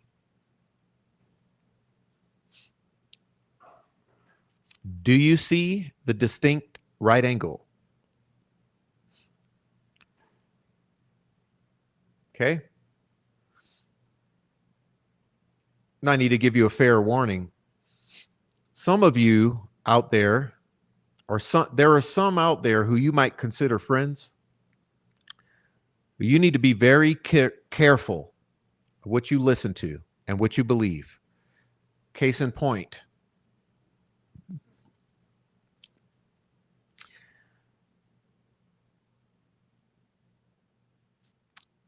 This right here does not sit right with me. There's no way in the world. See, this is a current effort to steer you in the wrong direction. So if you go and look, there's this post that is animated, which transforms with a swipe from this to this, okay? This to this. Okay? Absolutely no way. Do not be misled, because this is projection. You do not need this in your mind causing you to have pareidolia about what you're seeing here, because what you're seeing there is not what you're seeing here. Okay? That is a far reach, and you need to absolutely have very penetrating discernment when you're looking. Don't be led. Don't be sheep. You're not seeing this. You're seeing this.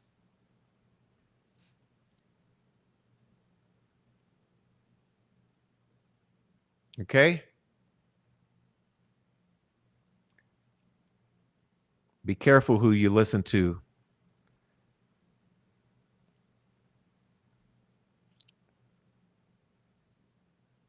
According to the expert on this topic, this shape, this marking, this height is all absolutely perfectly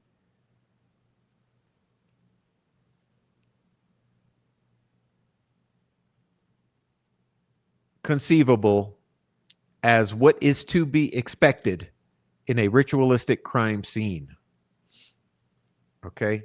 So you need to ask yourself, when you're looking at this image, what are you seeing? You know you're seeing a right angle or two. You know you're seeing some drops. But do not project what someone wishes this was. Okay? Now here's another thing. Let's talk about this.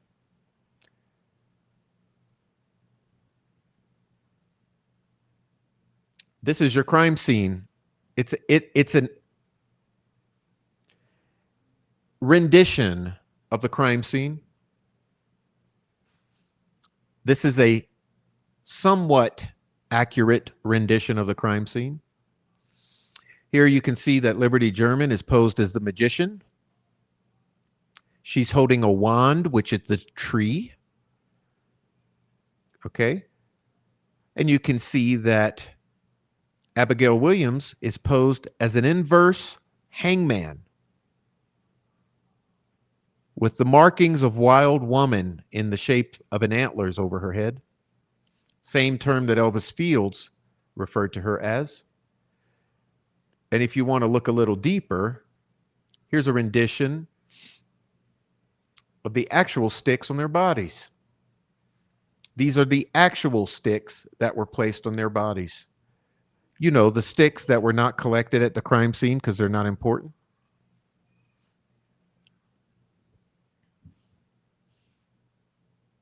So when you look at this, you need to be seeing this, just like the shack behind me. Okay, when you see the shack behind me, made of sticks, this is what you need to be conceiving when you look at this,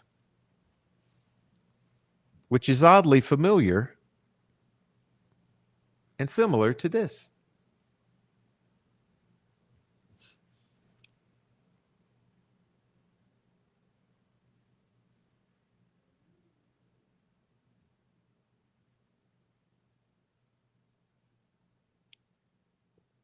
More on this later.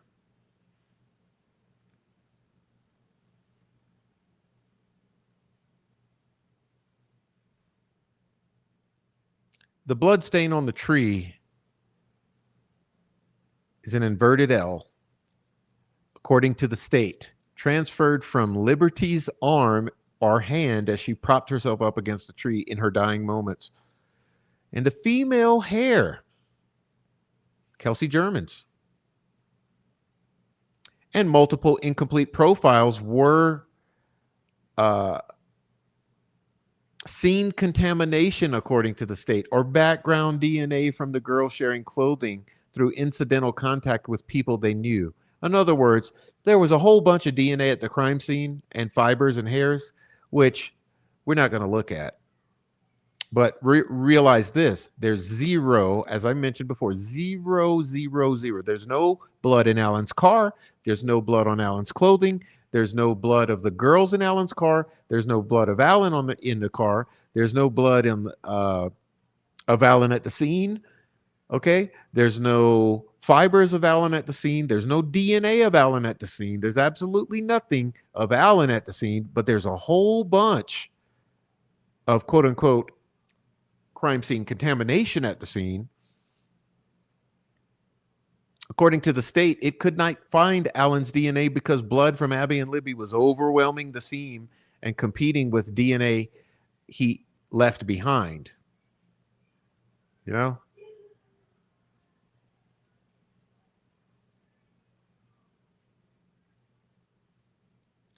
What the jury did not hear.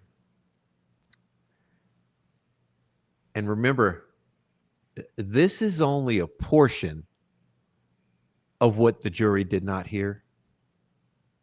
A portion, because there's so much that did not make its way. And we'll be talking about that when we have in the past. Bridge guy. The jury never saw the sketch below, which is the man Blair saw on the bridge when Abby and Libby were allegedly approaching. The sketch does not look like Allen at all, who in February 2016 was short, 44 years old, with closely cropped hair. Looked nothing like this. Blair rated the sketch a 10 out of 10 for accuracy. And in 2019, she reaffirmed her confidence in the sketch, rating it a 9 out of 10, insisting that she could identify Bridge Guy if she saw him again. So why didn't she at trial? Nor did the jury hear that Bledge and at one point ISP believed the man she saw was not the same man Sarah Carbaugh saw, muddy and bloody. Remember, we showed you that at the beginning of the program. They said they are not the same person. Okay. The bullet. The jury never heard that firearm and two mark evidence is flawed.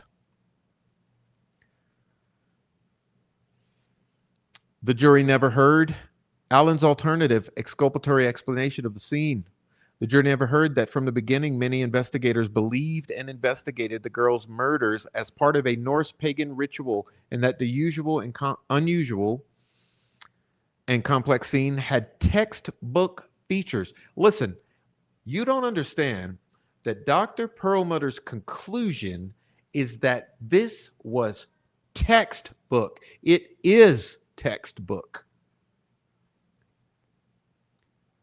Textbook crime scene in every possible way. It's in the round. It's in the woods. It's near flowing water that happens to be named Deer Creek, who is a sacrificial animal. The bodies are staged in tarot-aligned postures. There are sigils placed on their bodies. The method of death being that of a bladed weapon across the throat. Multiple elements, and on and on and on. Textbook ritualistic crime scene. In fact, there was always a discussion among law enforcement that this may be a ritual murder and that the sticks were Nordic runes. Many officers believed the scene was too complex for just one person to be involved. Within the first week, Carroll County Sheriff enlisted the FBI's Behavioral Analysis Unit to evaluate whether the sticks related to pagan rituals. After examination of the evidence, the BAU declined to exclude pagan ritual as a plausible explanation for the murder scene, quoting, "It remains possible a new believer or rogue believer or some offshoot of Odinism was involved in this case." I call it witchy poo. A cult. Doesn't matter what you call it. Odinist, Wiccan, witchy, cult, satanic, Esoteric. A Purdue professor also consulted law enforcement on whether the sticks were runically inspired. He found it, quote, quite plausible that these markings constitute an inscription inspired by Norse runes or a modern recreation thereof. Like I said, some offshoot. Law enforcement consulted with an undercover ISP trooper regarding the sticks and the blood stain on the tree. The officer was familiar with Norse pagan symbols through his covert intelligence. He agreed the blood on the tree resembled the pagan Fehu rune, and he found similarities between the stick formations on the girls and pagan bind runes. Once again, let's wake the F up.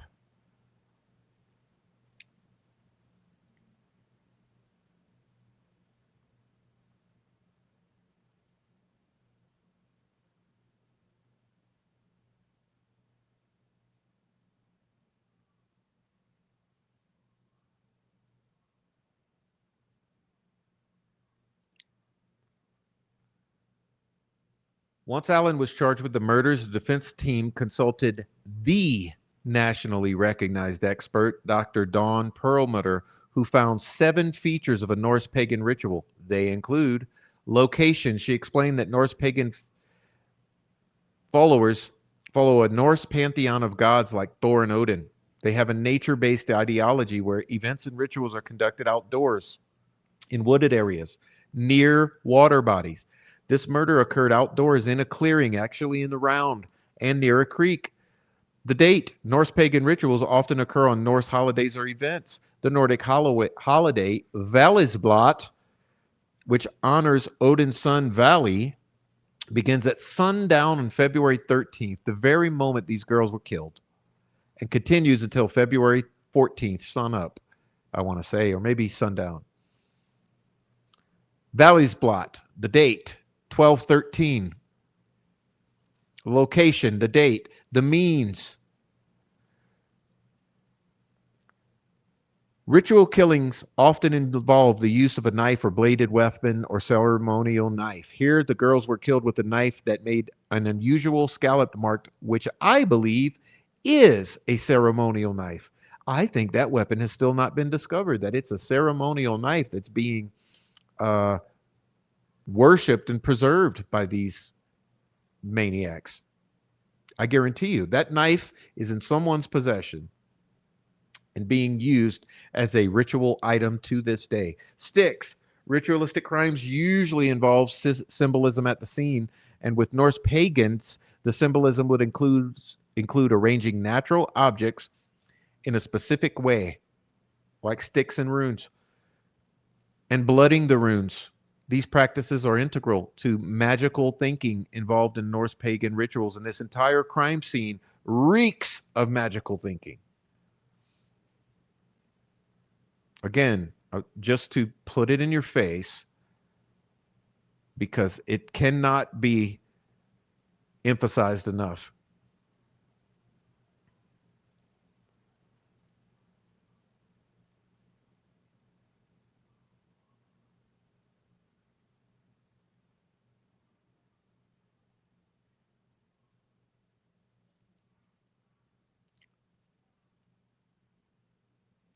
Here, the stick arrangements showed intentional symbolism. It's difficult to explain the sticks as hiding the bodies. They're absolutely not working that way. They're not functioning that way.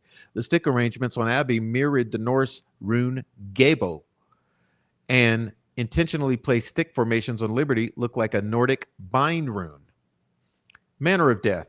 Ritualistic sacrifices often involve blood loss and torture. We see signs of that in these bodies. There's significant blood loss from both girls, and we have reason to believe there was torture. The girls' throats were cut, and they suffered a prolonged blood loss, which is indicative of sacrificial offerings or initiation type of activities, which is exactly what Elvis Fields described, who is oddly missing from this document. Body arrangement. In rituals, the sacrifice will be displayed or arranged at the scene. I call it a tableau. in a manner that is significant to the group. And an upside down hanging body is an important element of Norse paganism because Odin hung from a tree for 9 days before discovering runes.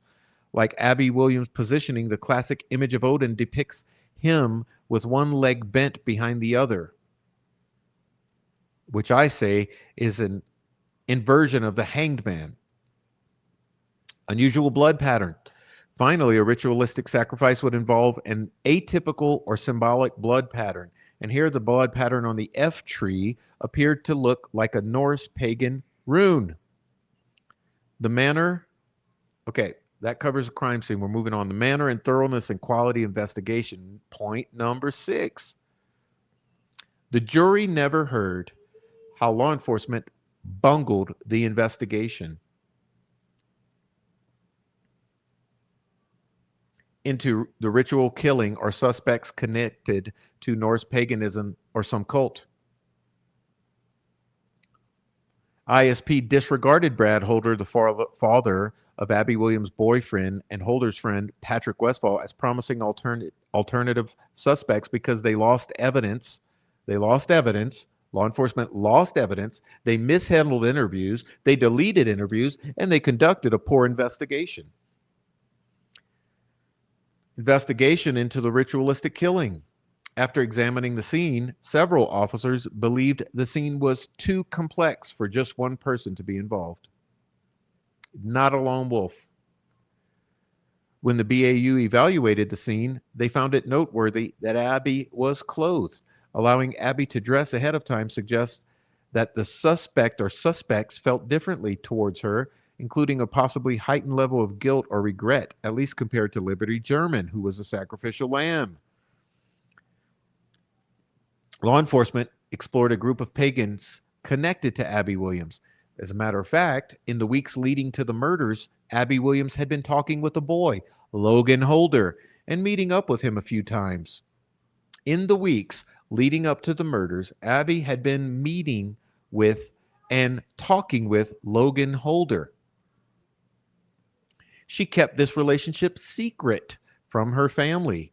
On the day she was murdered, Abby Williams invited Logan Holder to meet her on the trails, just like Libby invited Anthony Schatz to meet her on the trails. Isn't it odd that both of these girls invited boys to meet them on the trails? Was this intended to be a double date? Food for thought. Logan Holder had school, so he declined. While law enforcement was searching for the girls on February 14th, they learned about Logan Holder and Abby Williams' secret relationship. They pulled Logan Holder out of class in Logansport and searched his phone. That moment, Logan texted his father, Brad Holder, "She's missing."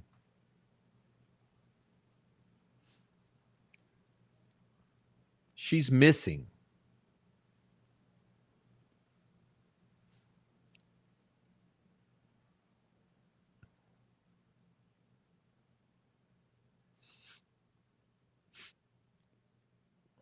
I'd like you to take note of the Tipton Lodge, number 33.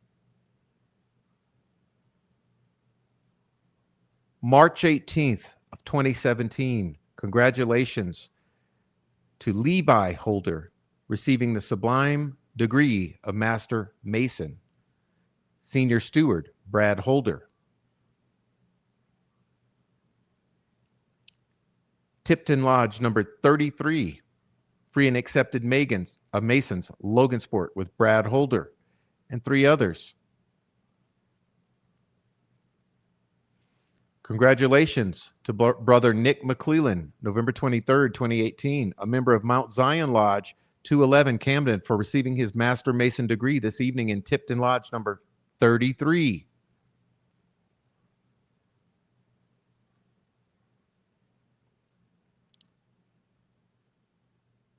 Pin the tail on the YouTuber. Can anybody do it?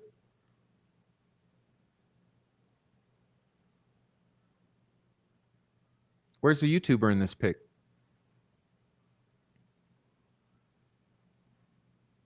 Where's the prosecutor in this pic? Where's the YouTuber in this pic?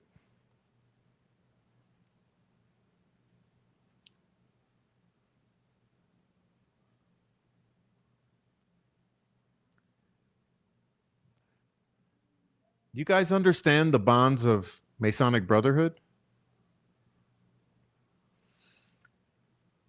Do you not find it odd that in this very time period, we have all of these individuals all connected to Tipton Lodge number 33,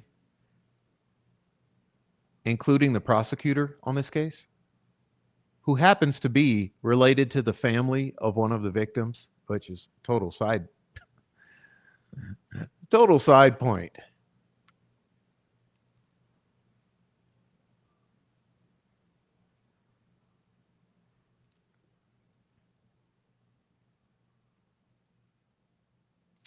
Lost and missing interviews. On February 17, 2017, law enforcement interviewed both Logan Holder and Brad Holder. By then, law enforcement already suspected the murder scene involved a pagan ritual. During the interview, Holder reported being involved in a pagan tribe cult and spending every weekend in Delphi engaging in pagan rituals with Patrick Westfall, and 5 or 6 others, including women. Remember, we have female hair and DNA at the crime scene. These rituals involved animal sacrifice and human bloodletting. Hello? These rituals involved animal sacrifice. These rituals every weekend in Delphi with 5 or 6 others included animal sacrifice and human bloodletting. Holder admitted knowing that Abby and Logan were in a relationship, but denied ever meeting her, although we now know that's not true. Law enforcement recorded Holder's interview, but the Delphi PD recorded over it their only copy before August 2017, permanently deleting it. Only a 1-page narrative remains. According to the narrative, Holder told police he owned a .40 caliber Smith & Wesson.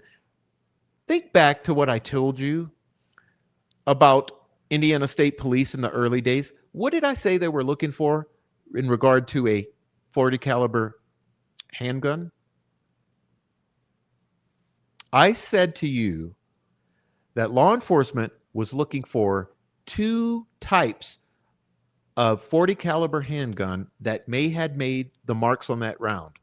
And I said to you that one of those was a Sig Sauer .40 caliber handgun. And I said to you the other was a Smith & Wesson. Law enforcement itself had deemed that either a Smith & Wesson or a Sig Sauer .40 caliber had dropped that round. And according to that narrative, Holder told police he owned a .40 caliber Smith & Wesson. But law enforcement never collected it, nor did they collect his cell phone. On February 19th, 2017, law enforcement interviewed Patrick Westfall. They failed to record this interview. Only a 5-paragraph narrative remained. According to that narrative, Westfall knew the woods where the girls were murdered very well. He reported knowing the girls, but denied ever meeting them, which we also know is false. He also reported being a religious leader for local pagans, just like Brad Holder, oddly enough. And he wore a necklace to the interview representing his efforts to pledge the Venlanders. The Venlanders, a pagan social club. There's no indication law enforcement even asked whether he owned a .40 caliber firearm. And Westfall's phone was not searched at the time. Alibi investigation. When asked for an alibi, Westfall claimed he was home with his minor son. And Holder told officers he was at work with Liberty Landfill. Oddly enough, Liberty, right? On April 13th, oddly enough, officers visited the landfill, Liberty, to investigate and spoke with an employee, Susan Case, who provided a printout showing Holder swiped out of work at 2:45 p.m. Which was 30 minutes after the Bridge Guy video. Susan Case, odd name, invited the officers to review the video to confirm the printout's accuracy, but they declined. Nor did they interview any other employers or employees. Now, give me a moment, please. I need to cough.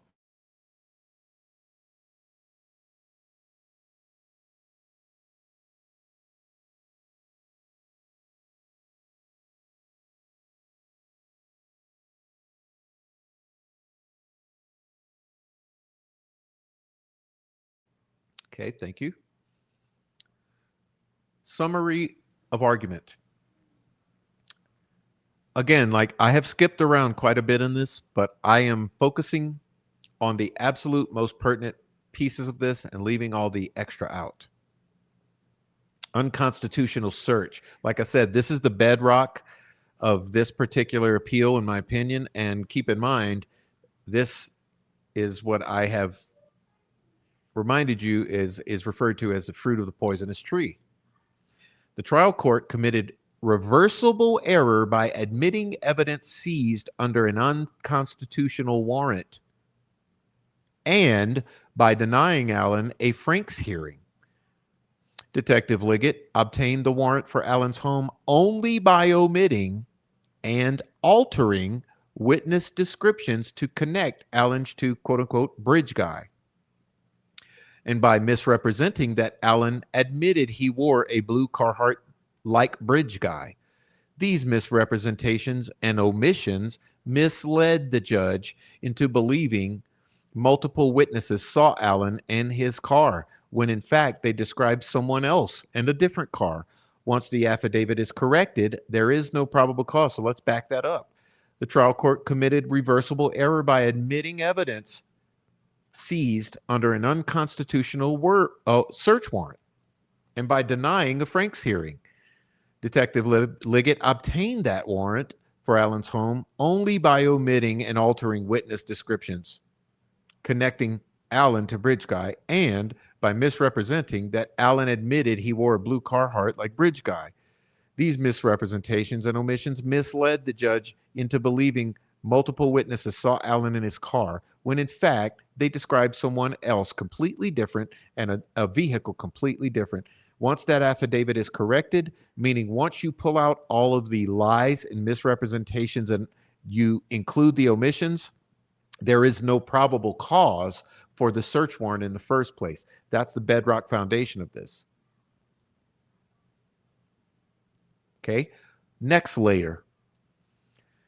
Unprecedented confinement, going against all Geneva Convention and all other human ethical standards around this wide world in our modern age. Allen's confessions were absolutely involuntary and the product of grave mental health disability caused by 13 months of maximum security pretrial solitary confinement, which exceeded Indiana DOC policy by 12 months, an entire year, and caused psychosis, paranoia, and confusion, while state actors were indifferent to his detention and actually using it to extract what they wanted. Admission of these statements violated both federal due process and Indiana's protections against unnecessary rigor. And the error was not harmless, requiring suppression. So listen to this. This is very, very important for the next layer if this happens to go to federal level. Admission of these confessions or these statements made while in this condition violate both federal due process and Indiana protection against unnecessary rigor, and the error was not harmless, requiring suppression. Unfair trial. The trial court denied Allen his constitutional right to a fair trial through a series, notice the language is very perfect, arbitrary and prejudicial rulings that crippled his ability to present a complete defense.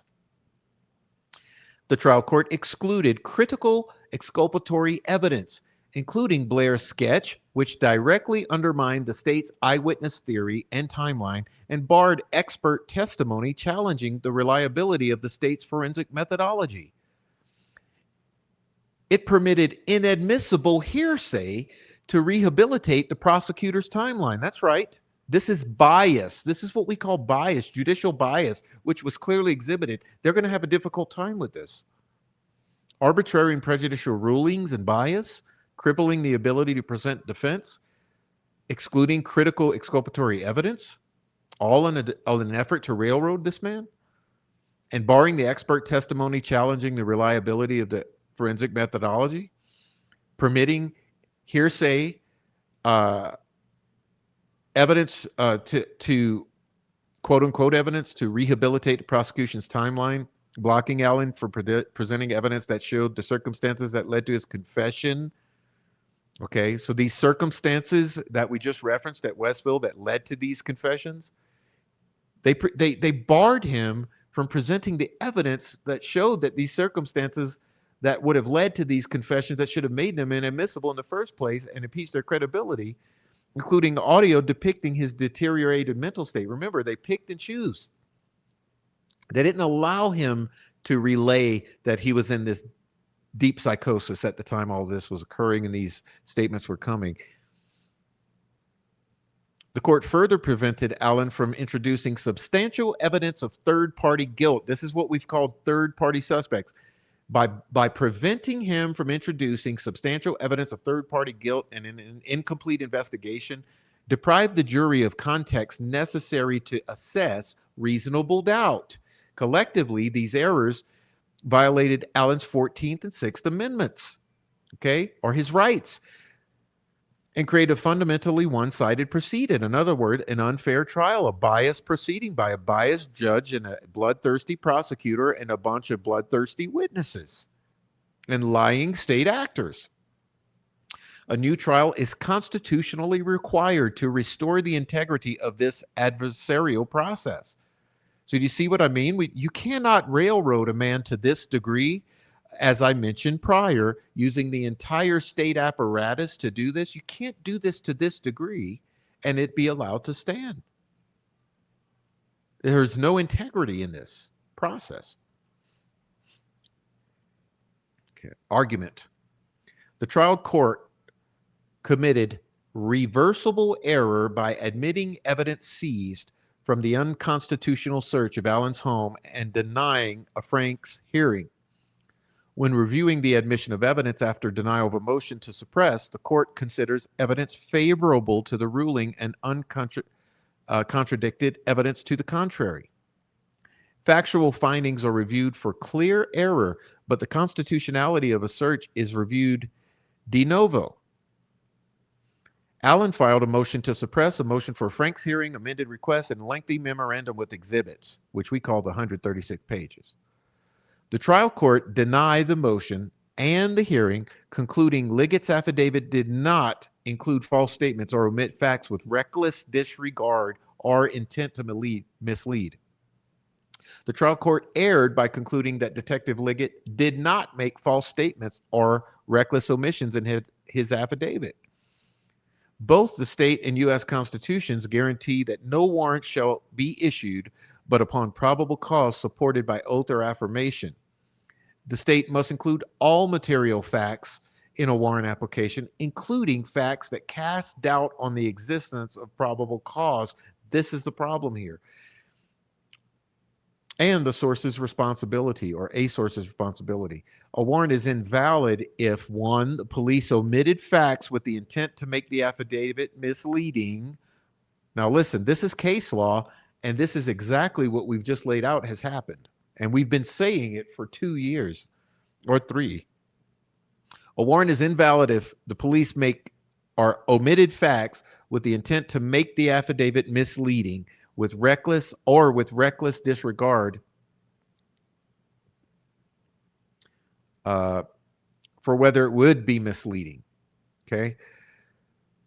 Number 2, the affidavit supplemented with the omitted information. Like I said, if you take out the bad info and then you put in the omitted info would have been The affidavit supplemented with omitted info would have been insufficient to finding probable cause. The defendant must prove a reckless or deliberate false statement by a preponderance. An officer omits evidence with reckless disregard if, now this is the important part I've highlighted, the officer withholds a fact in his kern that any reasonable person would have known that the judge would wish to know.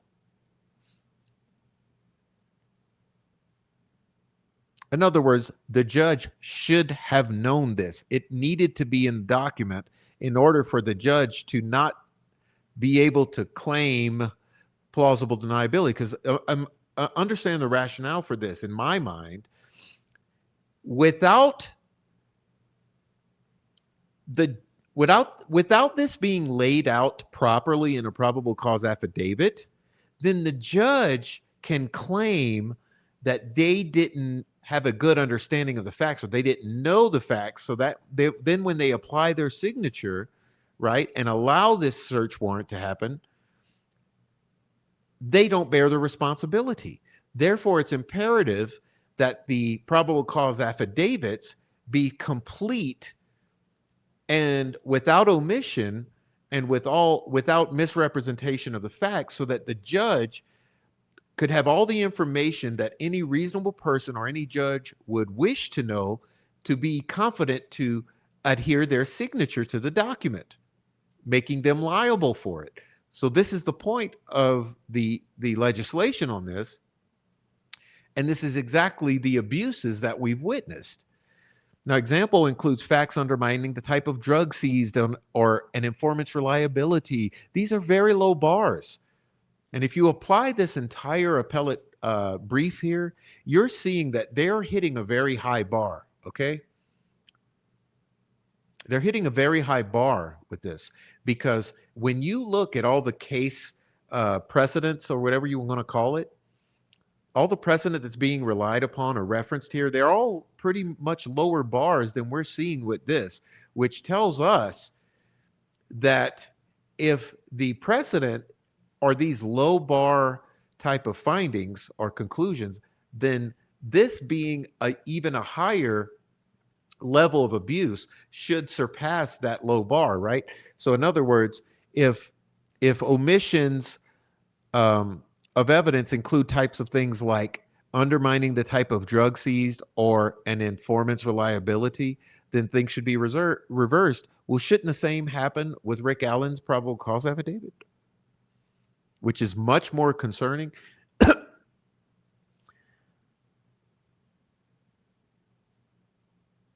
This includes details undermining an officer's conclusion. Similar thing. Listen to this precedent, where a marijuana field officer described as near a defendant's house was actually 2 to 6 miles away. So you see what I mean about this low bar with these precedents? These are not big deals. They're somewhat of a big deal, but if you think of what happened in this Delphi case, or in this probable cause leading up to this with Richard Allen, it's so far beyond these little, minor. These are more minor type of I guess parallels. If we're going to try to make them a parallel, this is a way less concerning parallel. They're still concerning. Anyhow, let's continue. Okay, this says, I'm sorry. Another example, a detective misled the court by incorrectly reporting a witness's description of a suspect. Doesn't that sound familiar? Detective misled the court in USA v. Hernandez by incorrectly reporting a witness's description of a suspect. Sounds familiar, doesn't it? Sounds exactly like Tony Liggett and Sarah Carvajal, Betsy Blair, right? All right. Detective Liggett omitted and changed key information that undermined his conclusion Allen was bridge guy. Liggett misled the court in 4 ways.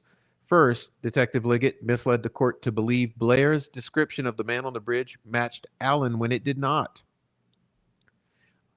Liggett told the court that Blair said the man was standing on the platform and wearing a blue jacket and jeans.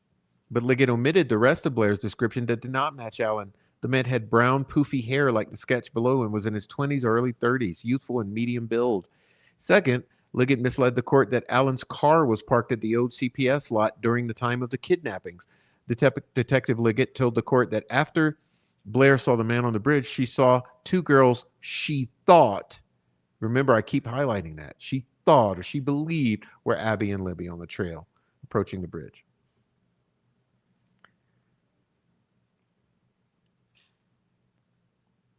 Blair saw the man on the bridge, said she saw two girls she thought were Abby and Libby. Liggett told the court that Allen parked his black Ford Focus, his black 2016 Ford Focus at the old CPS building, but omitted that Blair said the car she saw during the time frame of the kidnapping was not black.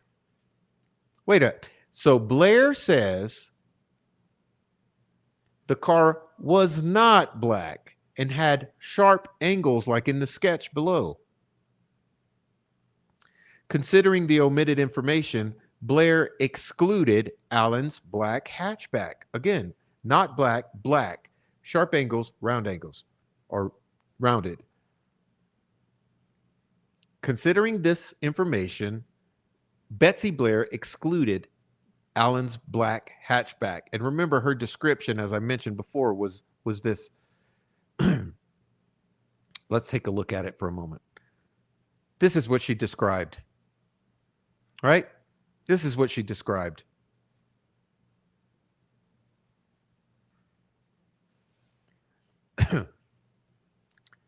This is a material omission.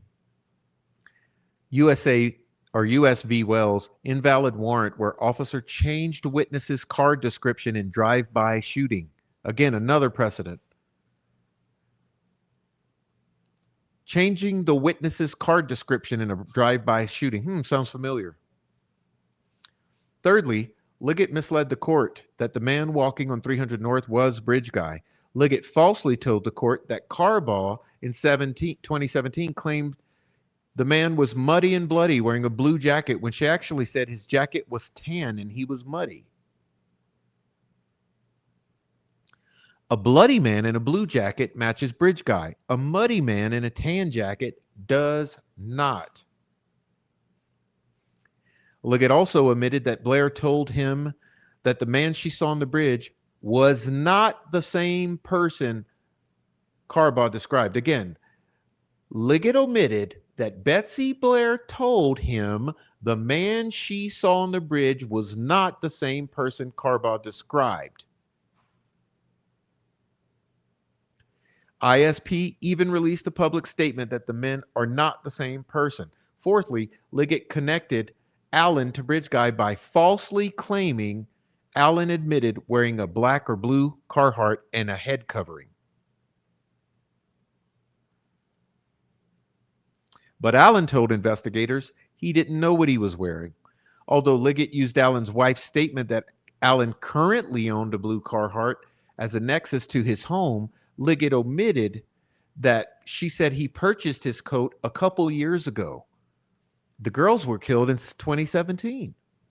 Had the court known Allen simply admitted owning a blue or black Carhartt or coat, as does probably every 50-year-old man, the court would have known that there's no connection between him and Bridge Guy. Again, this is all plausible deniability stuff because, look, Gold knew about all of this.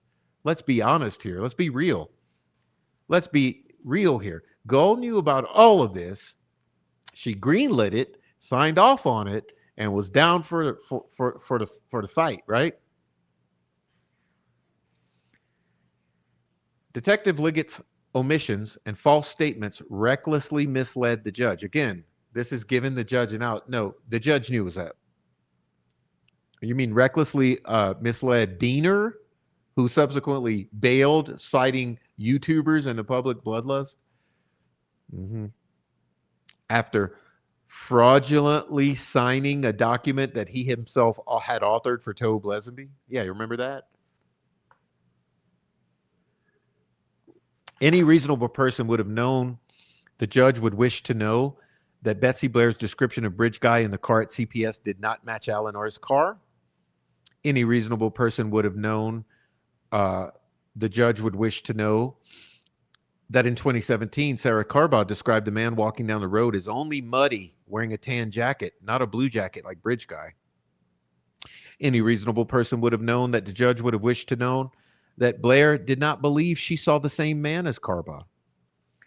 Any reasonable person would have known that the judge would have wanted to know that Allen never said he wore a blue Carhartt head covering, and he thought, or he bought his blue Carhartt a couple years before 2022. The omitted and false information strikes at the heart of Liggett's conclusion that Allen was the man on Liberty German's phone. Like I said, we said this from the very beginning. When we first delved deep into that probable cause affidavit, we said all of this back then, and you can go and see for yourself. It was obvious that he was twisting, bending, omitting, flipping. He was doing somersaults to try to piece this together and stack the deck against Richard Allen and get this probable cause affidavit to go search.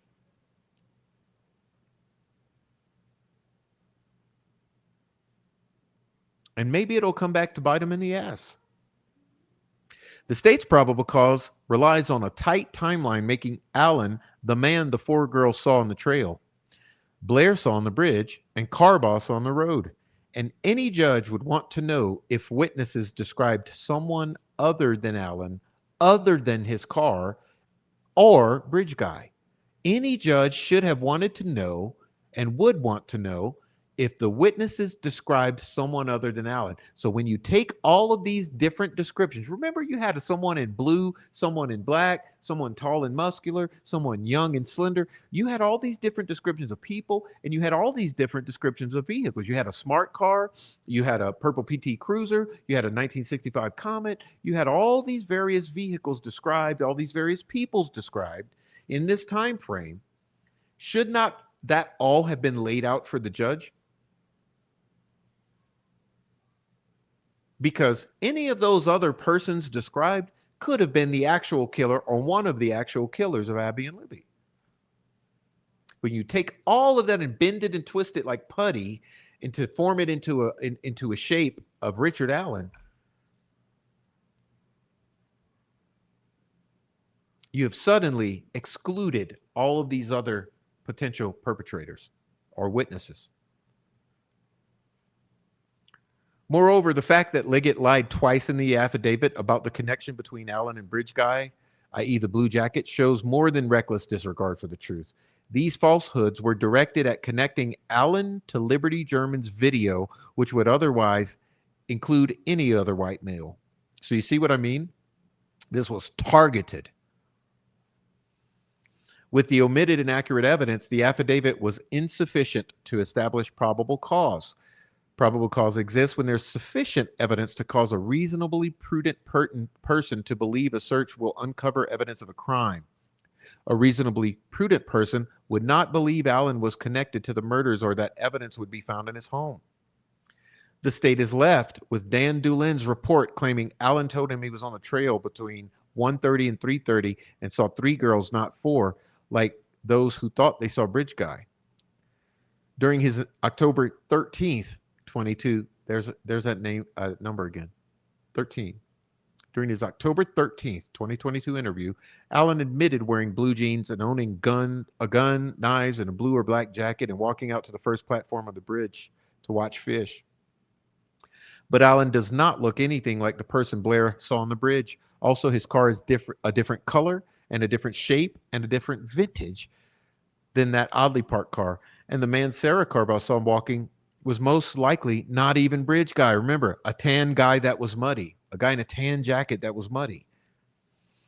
If Allen being on the trail within the same 2 hours the girl were abducted is enough for a warrant, law enforcement would have obtained one for Allen's home in 2017 and probably could have obtained a warrant for about 15 other individuals in Delphi. Remember, that place was aflood with activity before this time frame around where they say the girls got abducted or dropped off. And the place was a flood of activity after. So this entire vacuum of space between the 1:30, 2:30 time period when no one wants to be there, or between the 2 and 3 hour, the 2 o'clock and 3 o'clock hour. I always call that's the no-go zone, right? Between that 2 o'clock and 2:45, that's the no-go zone. No one wants to be out there.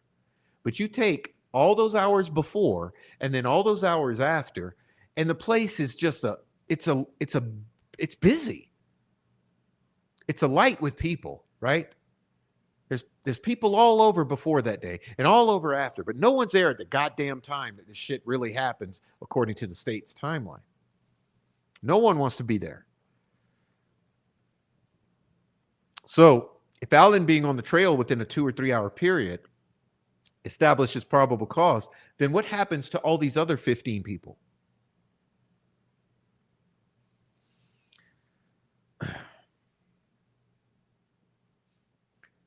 The error requires reversal. Number 4. The state's entire case is built on Liggett's half-truths and falsehoods, and Gray Hughes' narrative, by the way. Without the gun seized in the search, there's no opinion from Oberg on which the state arrested Allen. And without the arrest, there are no confessions, there's no abuse, there's no confinement, there's no torture, there's no forced medication. If the warrant was illegal, the state has no case. Even if the court finds the confession was not a product of solitary, Allen is still entitled to a new trial. Before a constitutional error can be held harmless, the court must, it's like shall, find it was harmless beyond a reasonable doubt. In other words, the bar is beyond a reasonable doubt that it be harmless. Without the fruits of the search, the gun, the casing in the Hope box, the Carhartt, the knives, the computer, the state cannot prove the jury would have convicted. In other words, without the fruits of the poisonous tree, you get a not guilty verdict. As a matter of fact, you don't even get a trial or an arrest. At a minimum, Allen is entitled to remand for a Franks hearing. Even if Allen's exhibits to the Franks motion do not prove by a preponderance that Liggett deliberately or recklessly falsified or omitted material information, they entitled him to a Franks hearing. A defendant who makes... Oh, I'm sorry. Okay, I left that page out. But that must have been my final conclusion there was he was entitled to a Franks hearing, period.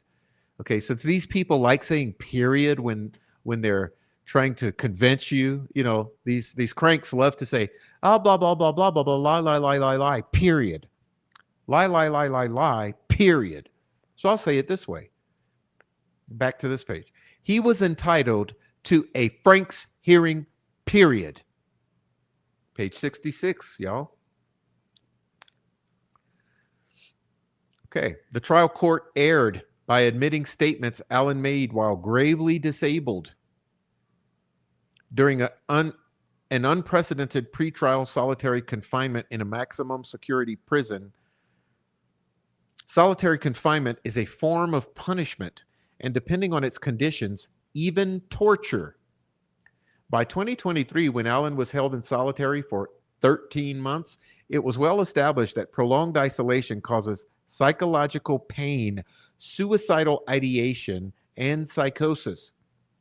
To protect inmates from psychological harm, the IDOC strictly prohibits solitary confinement over 30 days for anyone with serious mental illness and requires transfer if serious mental illness symptoms appear. So why was he not transferred? When Allen exhibited the predictable symptoms of psychological pain, confusion, and psychosis, IDOC administrators refused to transfer him to a mental health unit. Remember at the time, like in real time, we were begging. We were on here, on the internet, on YouTube, we were pleading and begging that he be moved to mental health care facility. When we saw that photo, you guys remember that photo? I know I better have it. Hold on. If I ain't got this photo ready, I'm going to kick myself. I guess I have to kick myself because I thought I had that photo ready. Let me pull that up. This is very important to make this point. Okay,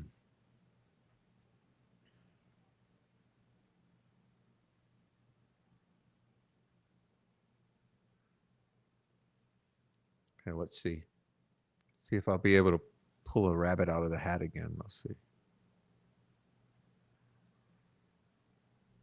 No, maybe not. I had this ready to go.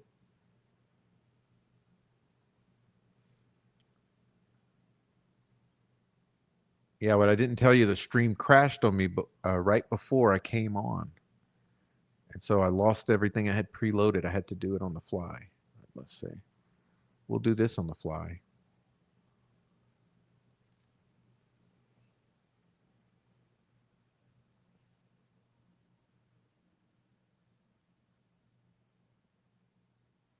Okay. May or may not happen. But what I'm looking for, you guys have all seen the photo of Rick Allen. As a matter of fact, I know that I have it. I wonder if I have this Frank's memorandum here. Let's see.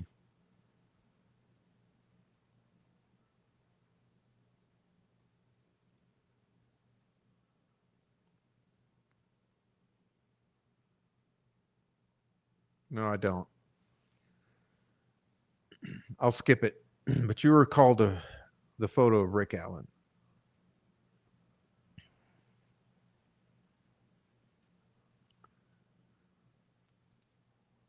When Allen's attorneys informed the court of his dire condition, this is what I was trying to show you, the photo of him looking horrible that those attorneys took and filed with the Franks memo. The court refused to move him, and the prosecutor delayed and mocked the counsel's concerns while collecting evidence of Allen's confessions. Let's read that again. IDOC administrators refused to transfer him to a mental health unit. When Allen's attorneys informed the court of his dire condition, the court also refused to move him, and the prosecutor delayed and mocked counsel's concerns while collecting evidence of his confessions. The question for this court is unprecedented but simple. Should the state be able to benefit from Allen's psychological pain and torture that their deliberate indifference, and I would dare to say collusion, to the detriment of his mental health in order to coerce him into a plea deal and extract confessions, should that deliberate collusion, should the state be able to benefit from it? Standard of review and additional facts. Allen moved to suppress his statements made while in solitary confinement, which the court denied.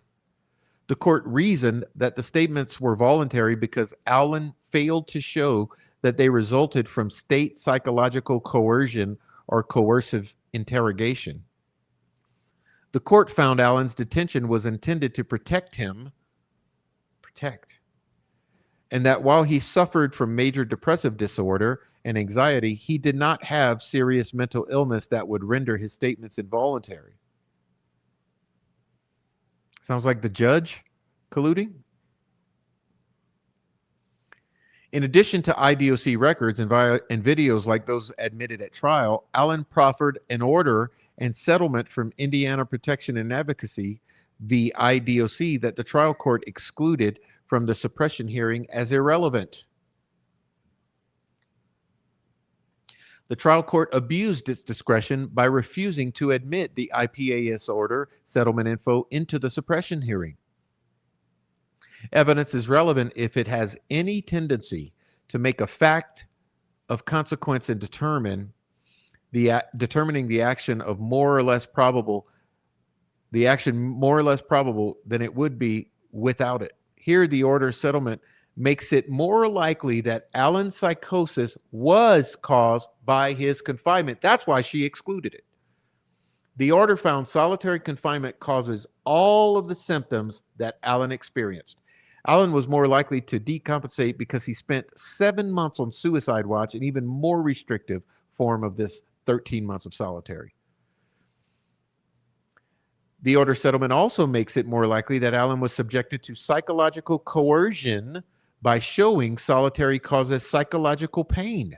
It demonstrates state action, the IDOC placing and keeping Allen in solitary, knowing that it was causing the predictable pain. And this is why she excluded it, because this goes to the point that this was all intentional. He was put in Guantanamo Bay to be waterboarded in order to coerce him into a plea deal. When that failed, they had to take it to court, and here we are now.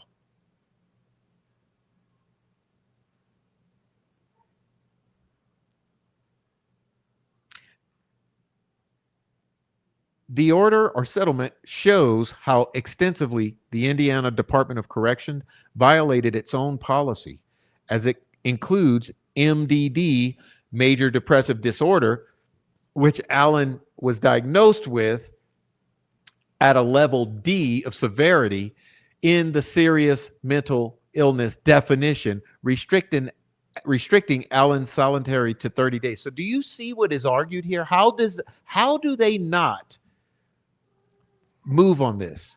In other words, the IDOC's policy included Allen's diagnosis or condition in its definition of serious mental illness, which should have restricted it to 30 days. And furthermore, remember the previous page, they should have moved him. See? This is not this page, it's the prior. They should have moved him because of this. Where is it? I'm starting to get my vision's blurred because this has gone on for a while. There you are. You see it says, to protect inmates from psychological harm, the IDOC strictly prohibits solitary confinement for over 30 days for anyone with what? SMI, serious mental illness, and requires transfer if serious mental illness symptoms appear. And check this out, like they just said.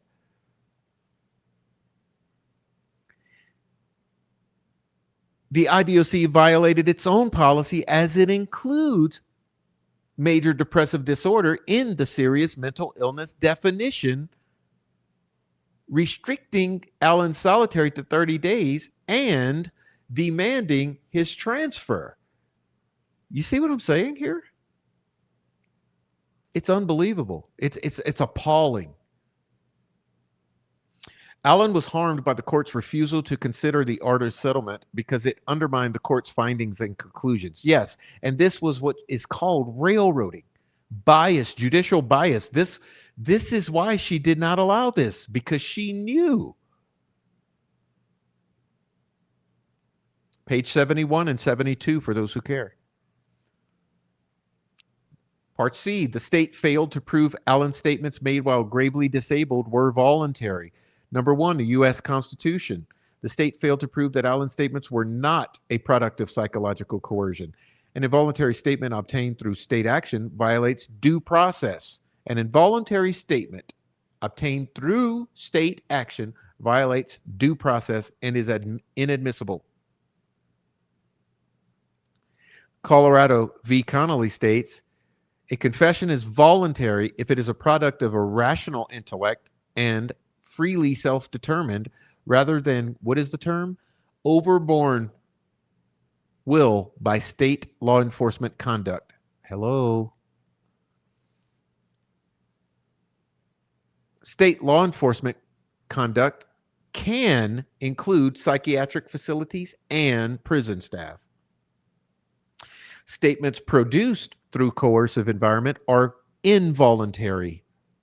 U.S. v. Caracas, regardless of whether solicited through police interrogation.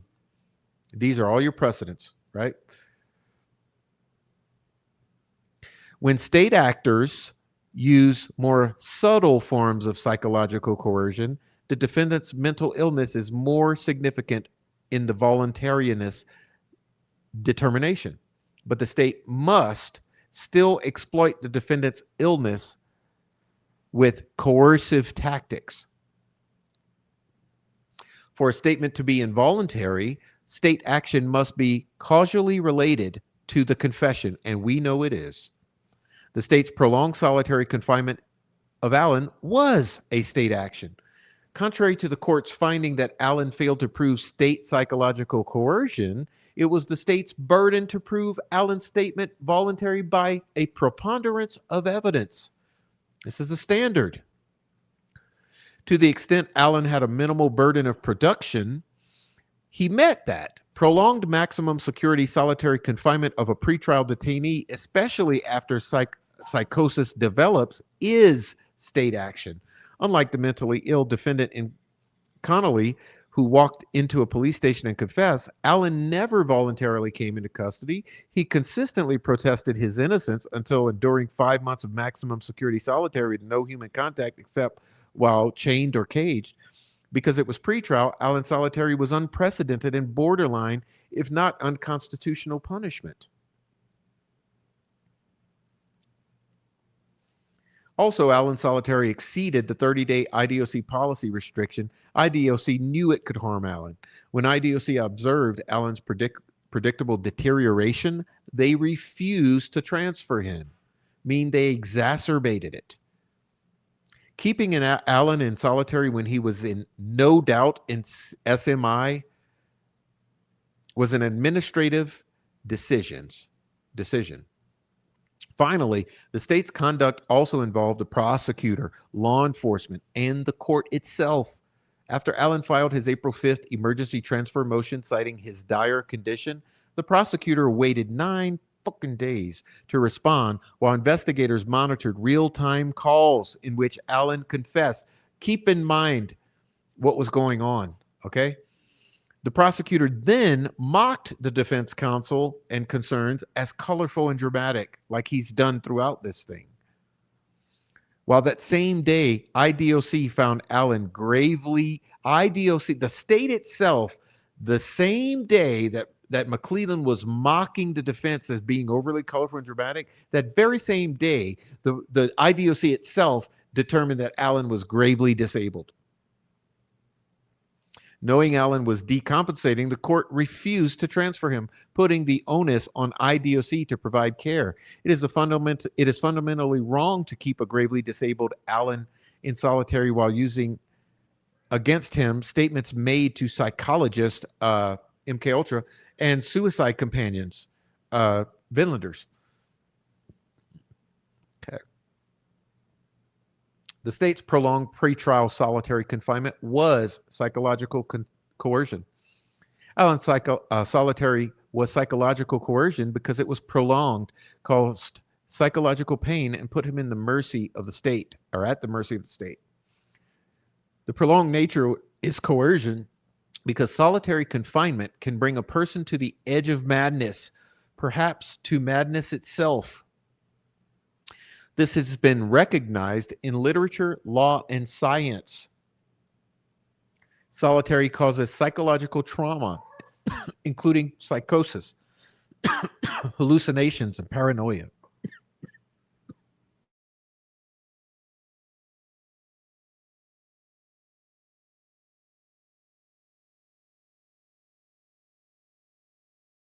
Okay, sorry. I'm losing my throat now. It's been a lot.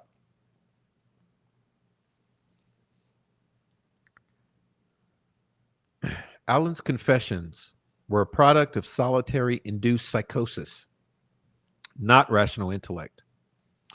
IDOC records show that Allen continued to suffer from psychotic or psychosis during the times he confessed. On April 5th, when he confessed to Dr. Walla, he was not eating or sleeping, and he was drinking from the toilet. On May 3rd, when he confessed, Allen had symptoms of paranoia and disorientation. Despite Walla claiming he presented as more organized than he has been, the day before he was confusing nightmares with reality and claiming to have started World War III. 2 days before, he was too disjointed to hold a conversation. Days earlier, he covered himself in feces and claimed he was King Michael. His confessions to guards occurred during bizarre psychotic behavior. Guards believed he was faking, but they are not clinicians, and Dr. Westcott found no malingering through objective testing. Allen confessed to his family on April 3rd, May 10th, May 17th, May 25th, and June. So April, May, June. On April 3rd, he also fell on the floor as if he was dead and was suicidal. On May 10th, he believed he was dead, that the world would blow up if he slept. His water poisoned, and he was reliving the same day. On May 17th, he was paranoid of attorneys and staff with odin patches. Allen paced for 2 hours and banged his head. He thought he was in hell and did not understand what was happening. State action overbore Allen's will. Allen did not confess until after 5 to 7 months of solitary. Before arrest, he consistently denied involvement. Dr. Westcott opined Allen's psychosis was caused by the stress of solitary confinement on pre-existing illness. MKUltra nurse Dr. Monica Walla agreed that a lot of the time solitary confinement exacerbates mental illness, and it's reasonable to believe Allen's confinement caused the psychosis. Number 2.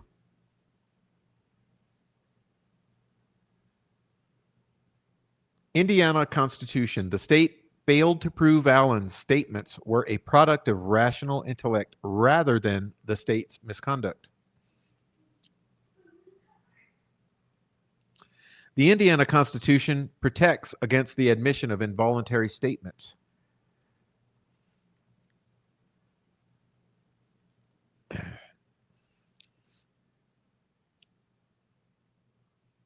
Also, it does not require state action be coercive to overcome a mentally ill person's will. State negligence that contributes to overcoming the defendant's rational intellect is what has occurred here. Here, the IDOC's refusal to apply the 30-day policy to Allen and the refusal to transfer him after he deteriorated, at a minimum, neglects state conduct that caused Allen's or at a minimum, negligent state conduct that caused Allen's psychosis and confessions. And the prosecutor's delay in the trial court's refusal to set a timely hearing exacerbated that deterioration. This is conduct that our Constitution cannot tolerate, regardless of whether it constitutes coercion under the federal due process. Also, the evidence does not show the statements were a product of rational intellect beyond a reasonable doubt. Remember, that's the bar earlier we read. Allen was considered gravely disabled through June 16th when he received his last emergency injection due to self-harm. Though Walla sometimes described Allen as more coherent or his symptoms not significant, the state cannot have it both ways. That is, Allen decompensated to the point of forced medication, but remained rational beyond a reasonable doubt? I mean, isn't that medical malpractice? Even if Allen could occasionally hold a conversation, it does not render his confession voluntary. And if you're injecting him forcibly with Haldol when he's absolutely rational and beyond a reasonable doubt, his thoughts are the product of a rational intellect, then why are you injecting him with Haldol? You can't have it both ways. It's either or. Even if the court finds Allen's statements voluntary, they are a product of unconstitutional detention. Allen's prolonged solitary confinement violated Article 1, Sections 12 and 15. Here, Allen was sent to solitary for safekeeping without even a hearing or notice. Even when his attorneys informed the court of his dire condition, the court refused to set a hearing in violation of Indiana Code Section 3533.11.2. Although the court eventually held a hearing on June 15th, 2023, by that time the damage was damn near done. Remember, it's April, May, June is when the problem is.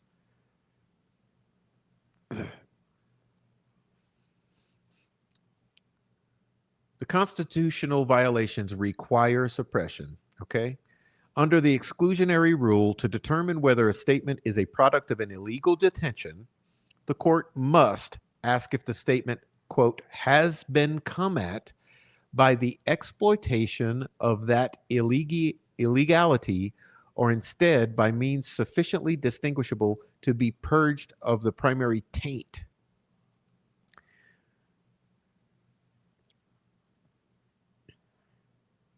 First, Allen's statements occurred during the illegality of his detention at Westville. Secondly, there were no intervening circumstances. Again, there is a well known connection between solitary confinement and psychosis delirium.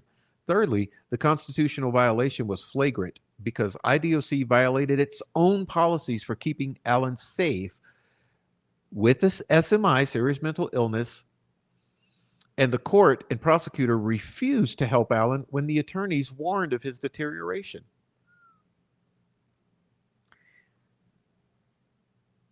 Allen was still gravely disabled when he confessed. As such, his free will did not purge the taint of his illegal detention. The trial court, Judge Gull, erred by denying the motion to suppress. The error was not harmless. Before a federal state constitutional error can be held harmless, the court must find it was harmless beyond a reasonable doubt. No piece of evidence may have greater sway over a jury than a defendant's confession. Here we go. The erroneous admission of statements to Dr. Walla alone was prejudicial because they were a large part of the state's case. The prosecutor particularly concentrated on Mr. Allen's May 3rd statement, arguing that Allen knew a fact only the killer would know. What else was happening on May 3rd? The court denied Allen his right to present a complete defense, to explain the scene, and to impeach the investigation.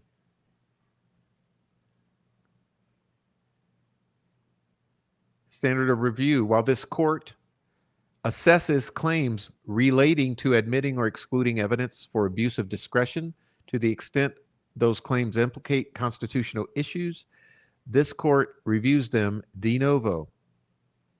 The court committed reversible error by excluding Blair's sketch of Bridge Guy. This decision violated rules of evidence and denied Allen his constitutional right to present a defense of mistaken identity. Evidence is relevant when it has any tendency to make the existence of any fact that is of consequence to the determination of the action more probable or less probable than it would be without the evidence. In other words, they have shot themselves in the foot. So all of this flagrant railroading and violation and all of the obvious strong arming that we witnessed, it's all coming home to roost. Blair's sketch proves she did not see Allen on the bridge. Blair did not identify Allen in court as Bridge Guy, but according to the prosecutor, Blair must have seen Allen on the bridge because Allen told us he went out to the Monon High Bridge out on the first platform, which is exactly where Blair saw Bridge Guy. Blair's sketch shows Allen looked nothing like the person she saw. Just 3 days after the murders, Blair met with the sketch artist and described the man she saw on the bridge as white, about 20, medium build, and having brown curly hair. Blair's sketch also shows that she and Carbaugh saw different people. And the prosecutor told the jury that every eyewitness is, quote, adamant that the person they saw was Bridge Guy. There's no doubt in their minds. But Blair's sketch disproves this claim from the prosecutor to the jury. Carbaugh, like Blair, made a sketch. When Blair saw it, she described it as wrong and not who she saw. Blair's sketch impeaches the investigation and shows law enforcement bias against Allen. For 2 years, law enforcement circulated Carbaugh's sketch without it yielding a single arrest. So in April 2019, ISP releases Blair's sketch, declare, declaring it represented the face of Bridge Guy, and announced that Blair and Carbaugh did not see the same person. However, after Allen's arrest, of course, the story changed, and the jury was lied to and told that Carbaugh and Blair saw the same person, and they were lied to throughout the course of the trial. Blair's sketch was reliable and probative of Bridge Guy's identity. Blair contacted law enforcement the day the girls went missing, and it was very clear to her she saw Bridge Guy. 2 days later, she developed her sketch with an artist and a book of facial features. She rated her sketch 10 out of 10 for accuracy. She reaffirmed her confidence in 2019. She insisted that she could identify Bridge Guy if she saw him. The court committed reversible error in excluding Tobin's testimony. Now, we're changing gears now. This is going to be the first time you hear this, and this is excellent. Listen to this. Allen tendered William Tobin to explain the scientific community's robust criticism of the AFTE's tool-mark matching methodology. The judge excluded him because he was not a quote-unquote firearms expert. He was untrained in firearms identification. He did not examine the evidence in the case, and he did not conduct a firearms exam. Expert testimony should be admitted if, one, the expert is qualified by knowledge, skill, experience, training, or education, and two, will help the trier of fact to understand the evidence or to determine the fact in issue. Indiana adopted this rule to liberalize the admission of expert opinion. Tobin was clearly qualified to explain the scientific community's robust criticism of the AFTE methodology. Tobin is a nationally recognized expert in forensic metallurgy and material science who has testified as an expert in many cases involving the validity and reliability of firearms and tool marks. Hello? He has extensive experience in metallurgy, bullet and lead analysis, and tool mark principles, along with a background in statistics. He understands the President's Council of Advisors on Science and Technology, which has issued a detailed report criticizing the AFTE methodology. In other words, he's an expert on the criticism of the shit they pulled with Allen's round. Tobin's testimony was essential for assessing Oberg's credibility. Remember, she never makes a mistake. And determining what to believe. Once an expert takes the stand, their credibility is fair game for impeachment. So Oberg was fair game for impeachment, is what they're saying. The jury is ultimately responsible for assessing witness credibility and determining what to believe. Once again, strong arm tactics of Judge Francis Gull here on full display for you. Here, Oberg testified that she matched tool marks on test firings from Allen's gun with tool marks on the unspent cartridge found at the murder scene. Oberg told the jury she found agreement between the tool marks by using AFTE methodology. A lay juror might find this testimony impressive and coherent, but AFTE's methodology is anything but straightforward. Tobin's experience would help a jury understand the scientific community's criticism of AFTE's subjective methodology and force Oberg to engage with that critique. You see, that's an important point. In other words, Tobin's expert testimony would have given a counter or a alternative consideration to the jury, or more perspective, which should be wanted, right? If you want the jury to come to an informed decision, it would have been appropriate to allow the jury to be informed of an alternative explanation, or a more have more context in the form of criticism of this particular methodology that was used.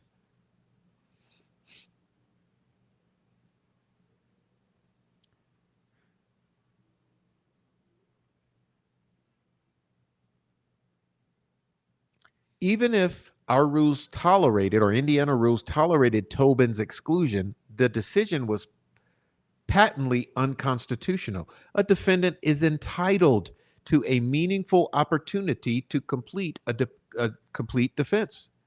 A meaningful. So imagine this. This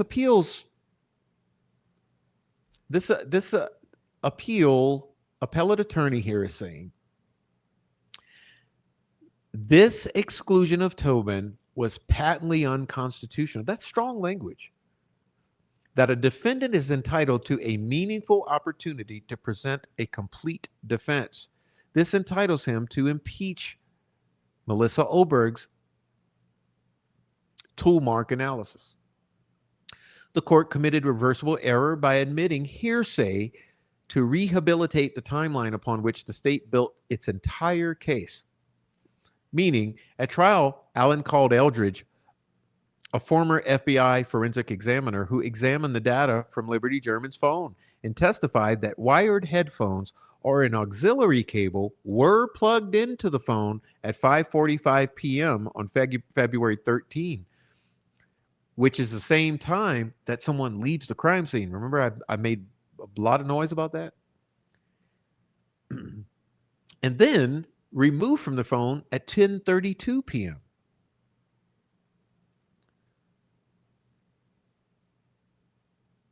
She also noted data showing an incoming call moments before the headphones were inserted.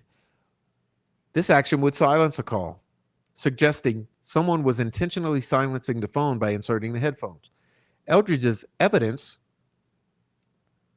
eviscerated the state's timeline and showed someone else committed the murders.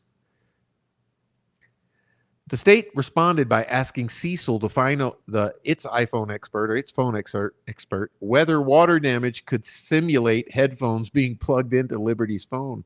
Over hearsay objection, Cecil testified he Googled it and found some unspecified non-peer-reviewed troubleshooting forums reporting that it could. Cecil's testimony was inadmissible totem pole hearsay. Inadmissible totem pole hearsay. The court committed reversible error by excluding evidence that impeached the credibility of Allen's confessions. At trial, Allen sought to impeach the credibility of his confessions. The judge made three reversible errors, and we're going to go through them. Together, these decisions violated his constitutional rights to present a defense. When a defendant confesses, the manner in which the confession was obtained is relevant to the confession's credibility. Hello? First error, the court, Judge Gull, erred by excluding the audio from Allen's solitary confinement videos. This was reversible error. The audio shows a delusional, confused, and disorganized mind. The evidence can only be fully appreciated by listening to his utterings. Furthermore,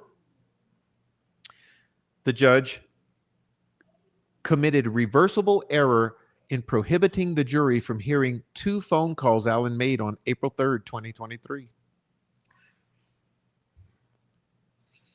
The judge prohibited the jury from hearing the calls that bookended this call to his mother discussing finding religion, where Allen questioned his sanity and the veracity of his own statements. Trooper Harshman's testimony made the error worse. Over objection, Harshman claimed that when confessing, Allen was consistently calm, subdued, and solemn in tone, showing no indication of duress or stress. But the excluded bookended calls discredit that testimony. Allen was confused and forgetful in those. He believed he was losing his mind, that IDOC was poisoning him. He referred to being mentally tortured and compared his environment to Guantanamo Bay. So do you understand now why the judge excluded those particular two phone calls?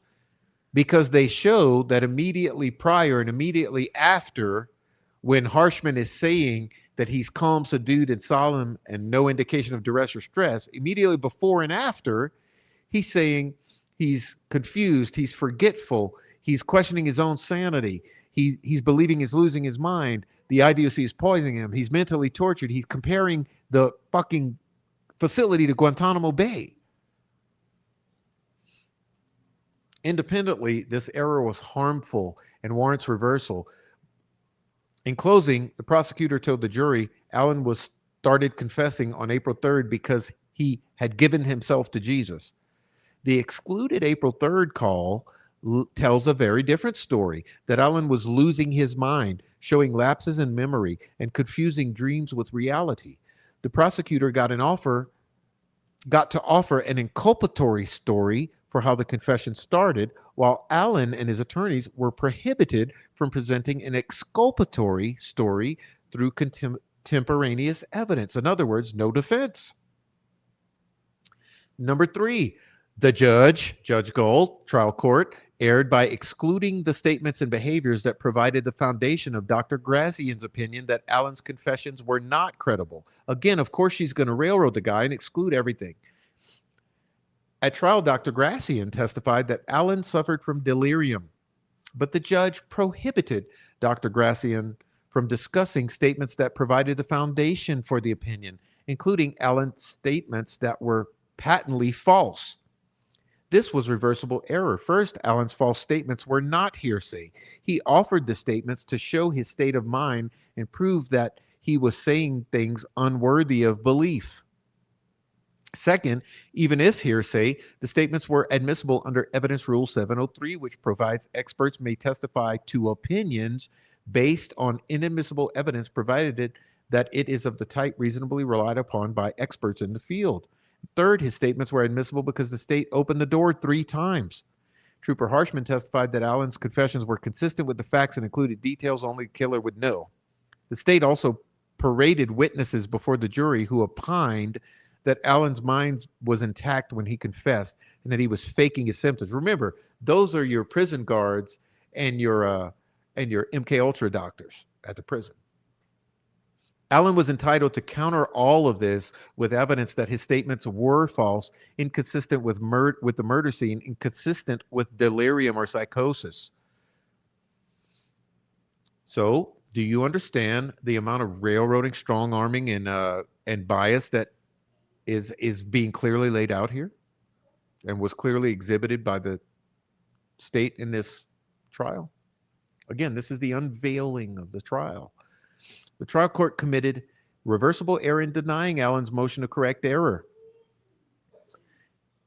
Allen timely filed a motion to correct error, arguing the state elicited false testimony and allowed it to go uncorrected.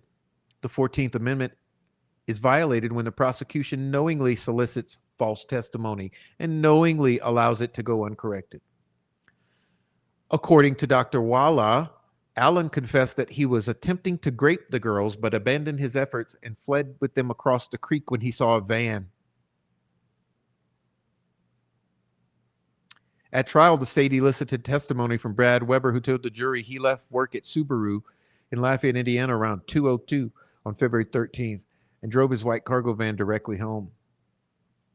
Okay, then they go through a timeline. The trial court committed reversible error when it excluded Allen's evidence explaining that this murder was a ritual killing. The trial court prohibited Allen from explaining the murder scene as a ritualistic killing. This was reversible error. Evidence which tends to show that someone else committed the crime logically makes it less probable that the defendant committed the crime and thus meets the definition of relevance. Here, Allen tendered Dr. Dawn Perlmutter, a globally recognized expert in ritualistic killings and atypical homicides, the expert on the topic, to explain elements of ritualistic killings.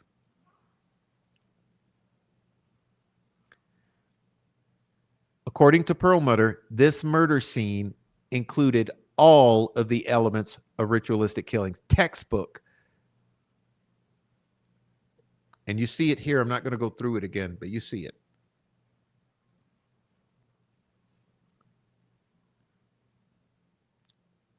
Perlmutter had the knowledge, skill, and expertise to offer this testimony. Expert testimony should be admitted if the expert is qualified by knowledge, skill, expertise, training, or education, and the testimony will help the trier of fact to understand the evidence or determine the fact in an issue. Here, Dr. Perlmutter is an expert in ritualistic killings and a recognized federal subject matter expert on atypical homicides and ritualistic crime investigations. Keep in mind, she usually testifies on the behalf of the prosecutor or the state. She is known as a state expert on the subject matter of ritualistic killings. So why is she not good enough for this one? Perlmutter's testimony was not conjecture. There was always a discussion among law enforcement that this may be a ritualistic murder and that the sticks were Nordic runes. And an undercover officer familiar with runes also found pagan symbolism at the scene. Perlmutter's testimony would be helpful to the jury. Although motive is not an element of murder, juries want an explanation for the crime scene. Similarly, when a murder scene is complex or unusual, it is important the jury receive an explanation. Here, the murder scene was complex and highly unusual, and the jury would want an explanation. The sticks immediately stand out to any rational person as unusual and warranting an explanation. Perlmutter's testimony provides an answer, explains the scene, and offers a motive. Her testimony would have been helpful to a jury. Excluding Dr. Perlmutter violated the Constitution. Furthermore, the trial court denied Allen his right to show the state's investigation was incomplete, overlooked plausible leads, and mishandled evidence. This is called impeaching of the investigation. A defendant is entitled to have his own case proved beyond reasonable doubt. Here, Allen presented evidence that the states performed an incomplete investigation, mishandled and destroyed evidence, and overlooked plausible third-party leads connected to pagan rituals. After examining the scene, several officers believed it was too complex for just one person to be involved, and the Carroll County Sheriff immediately thought the sticks were related to pagan rituals.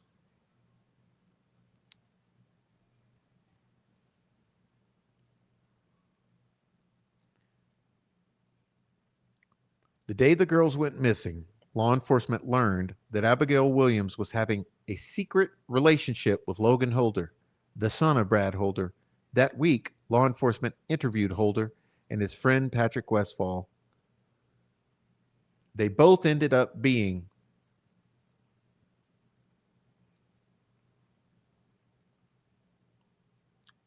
pagan leaders or ministers of a local group that was practicing rituals in the woods in Delphi involving animal sacrifice and bloodletting.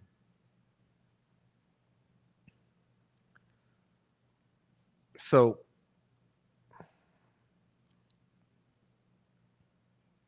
what I like to do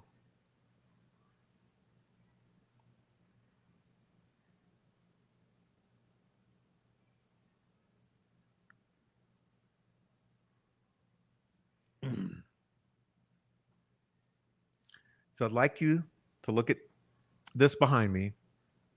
I'd like you to look at this, right? Look at this crime scene. Understand the crime scene a little better than this shows you.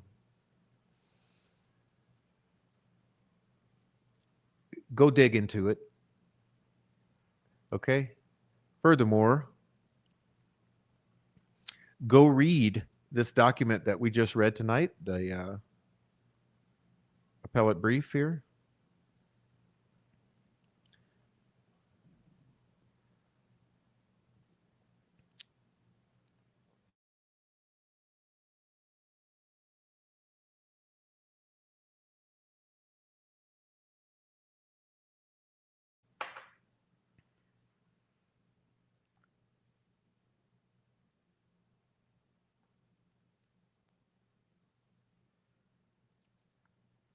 So my opinion, I'd like to give it now.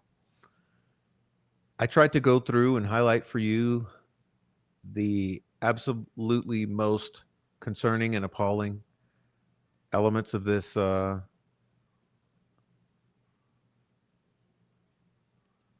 view of the trial. I think that there are many omissions, as I mentioned. It's odd that Elvis Fields and Josh Chrisman are not mentioned at all.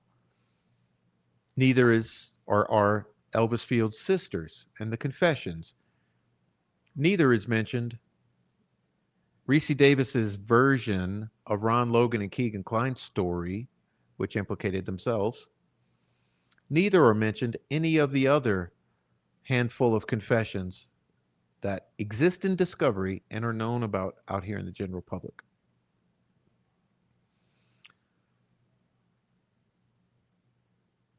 As I mentioned before, you know that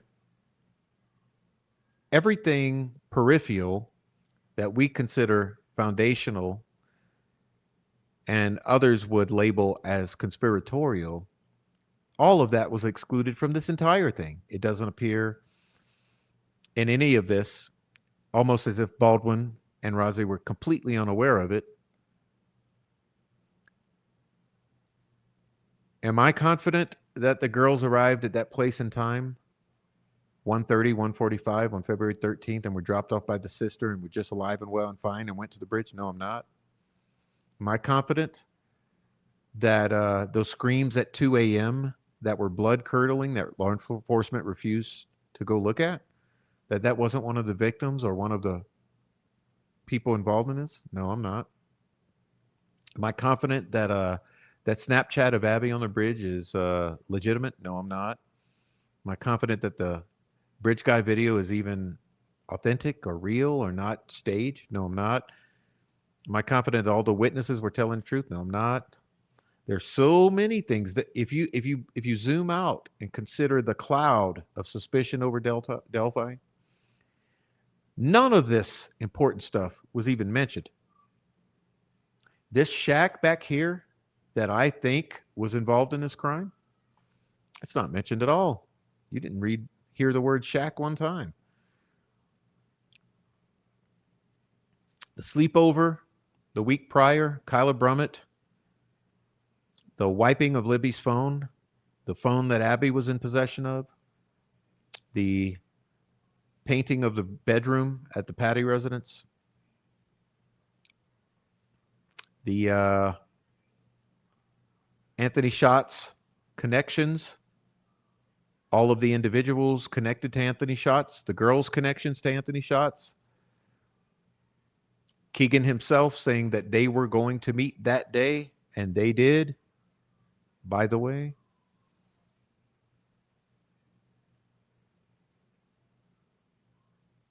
The goats' heads hanging in Ron Logan's trees. The bones Eric Williams described as hanging in the trees all in the area. The cave, the shack.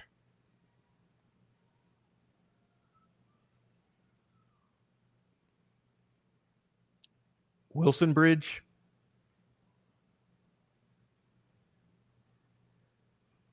A bunch of tweakers tweaking. None of it makes sense. But as you know, that's a potential for a future time, because this is all about appealing what did happen in this case, in this courtroom. So, of course, all of the people who don't want us to think about those important things, they will keep us hyperfixated on this. But we have to have the ability to hyperfixate on multiple things so we can deep dive into this, understand it, and then we can continue to understand the bigger picture. Now, as I mentioned before, think of what's excluded. Okay? Now,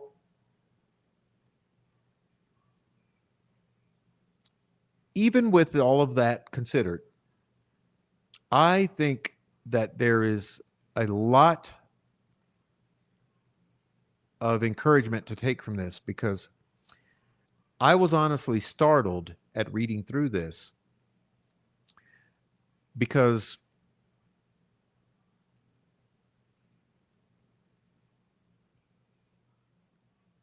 in essence, it echoed or repeated so much of what we've been saying for these past several years, almost in lockstep. Remember, we experienced it linearly in real time. These people are experiencing it in retrospect, but we went through it all. Remember how we questioned this PCA? We found all these problems with the PCA, right? And remember, we questioned the detention at Westville and all of that. And then we did then we questioned the lead up to trial. And then we questioned what was happening in trial. And then we questioned the deliberations of the jury. And then we questioned the sentencing and now the post sentencing. So we have stepped through all of this in real time. And so reading through this, there's a lot of encouragement that comes from it, that a lot of what we've been saying this entire time is being echoed by these attorneys, Mark Lehman, Stacey Uliana.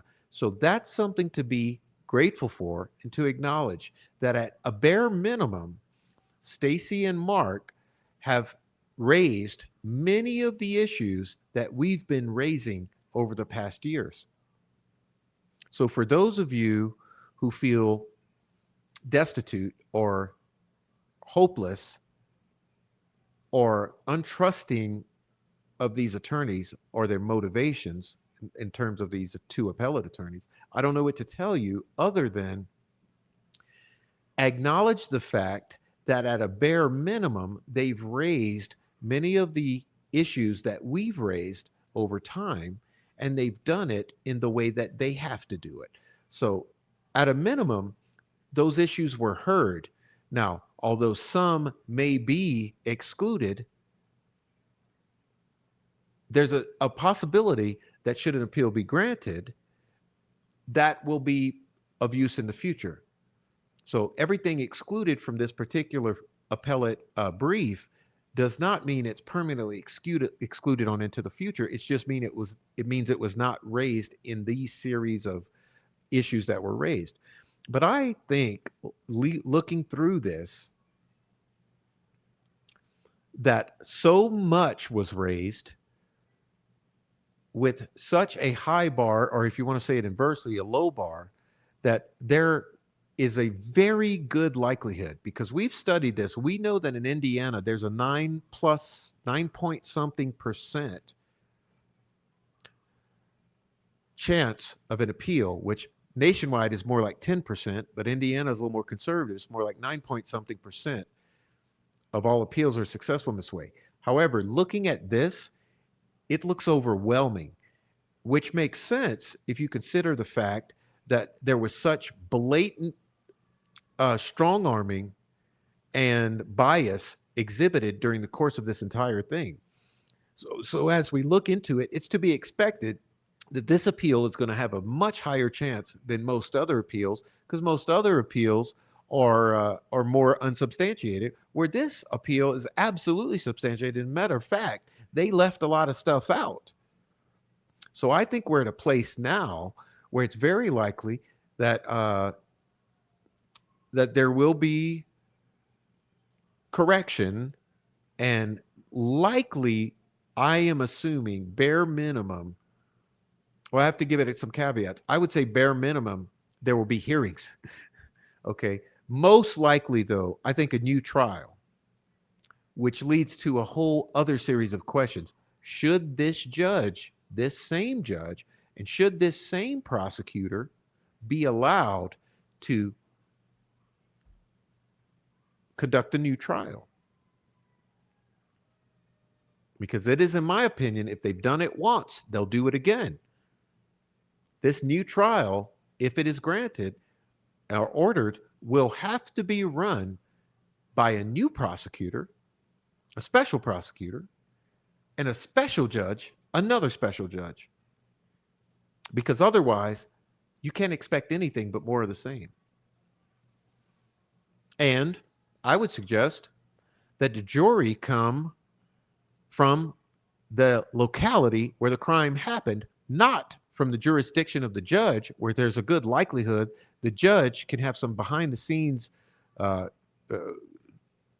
finaglings to get a jury that is tainted or biased or fixed which also appears to be part of this. I think there's some jury fixing, and there's an obvious like judicial bias, and there's a prosecutorial and law enforcement misconduct. So altogether, we got the result we got. This is my opinion. Now, on a personal note, I'd like to say to you all that this has been a difficult period for me. And I'm sure you're aware that it's also been a difficult period for my buddies, Rick Snay and Noe Amos. And the truth about this is that we all need your support, okay? Noe, Rick, and I are all in need of your support at this point in time in different ways. Noe is slated to be out in a month and have to start his life over. Rick is attempting to rebuild his life. And yours truly, the prof here, is in the midst of absolutely difficult medical and logistical problems. So I am in need of your help. We are all three in need of your help in different ways. I know that for Noe, you can make arrangements to put together a fund for Noe. I would help facilitate who you can contact. I know Carol and Diana are probably two good ones to contact if you would like to start to contribute to Noe's rebuilding when he gets out. Rick Snay, you can go to Delphi After Dark and find his contact info in how he'd like to receive support if you'd like to go help Rick. And if you'd like to support me, I'm going to share the screen here. Let's see if I can. I'd like to send you all to my Cash App that's scrolling below or the GoFundMe. And let me show you my GoFundMe here.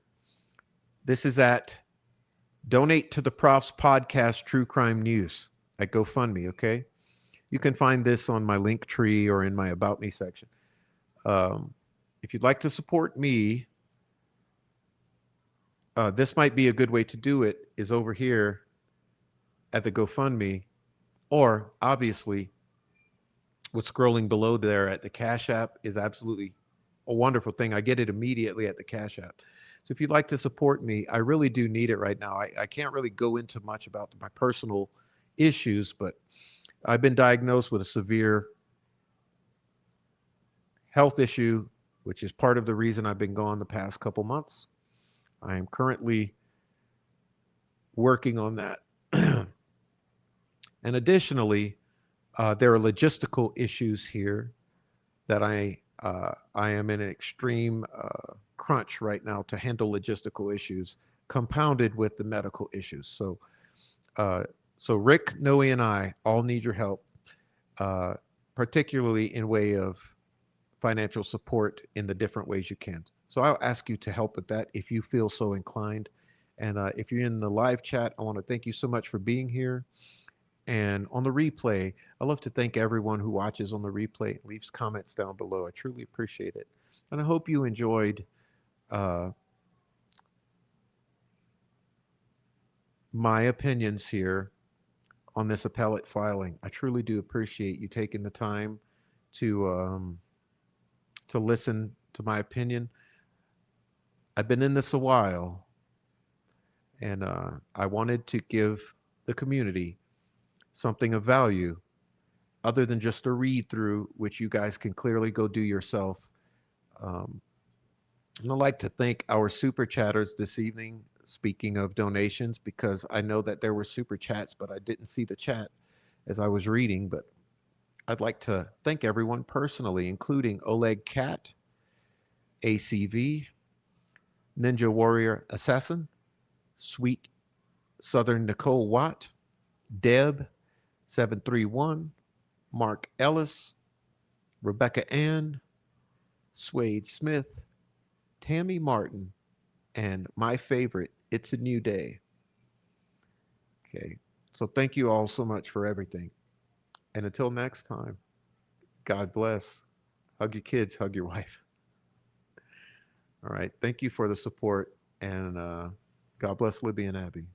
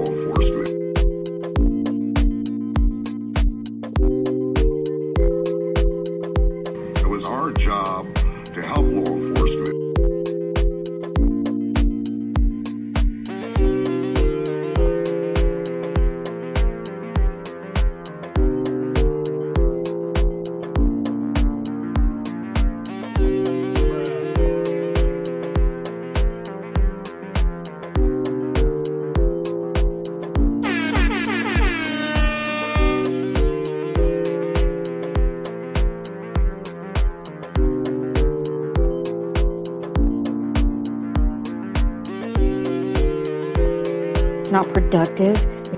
It's kind of gross and icky.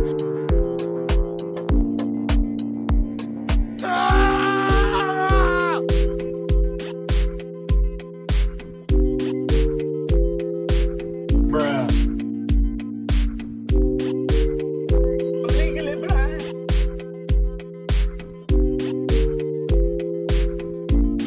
It's not productive. It's kind of gross and icky. Bruh.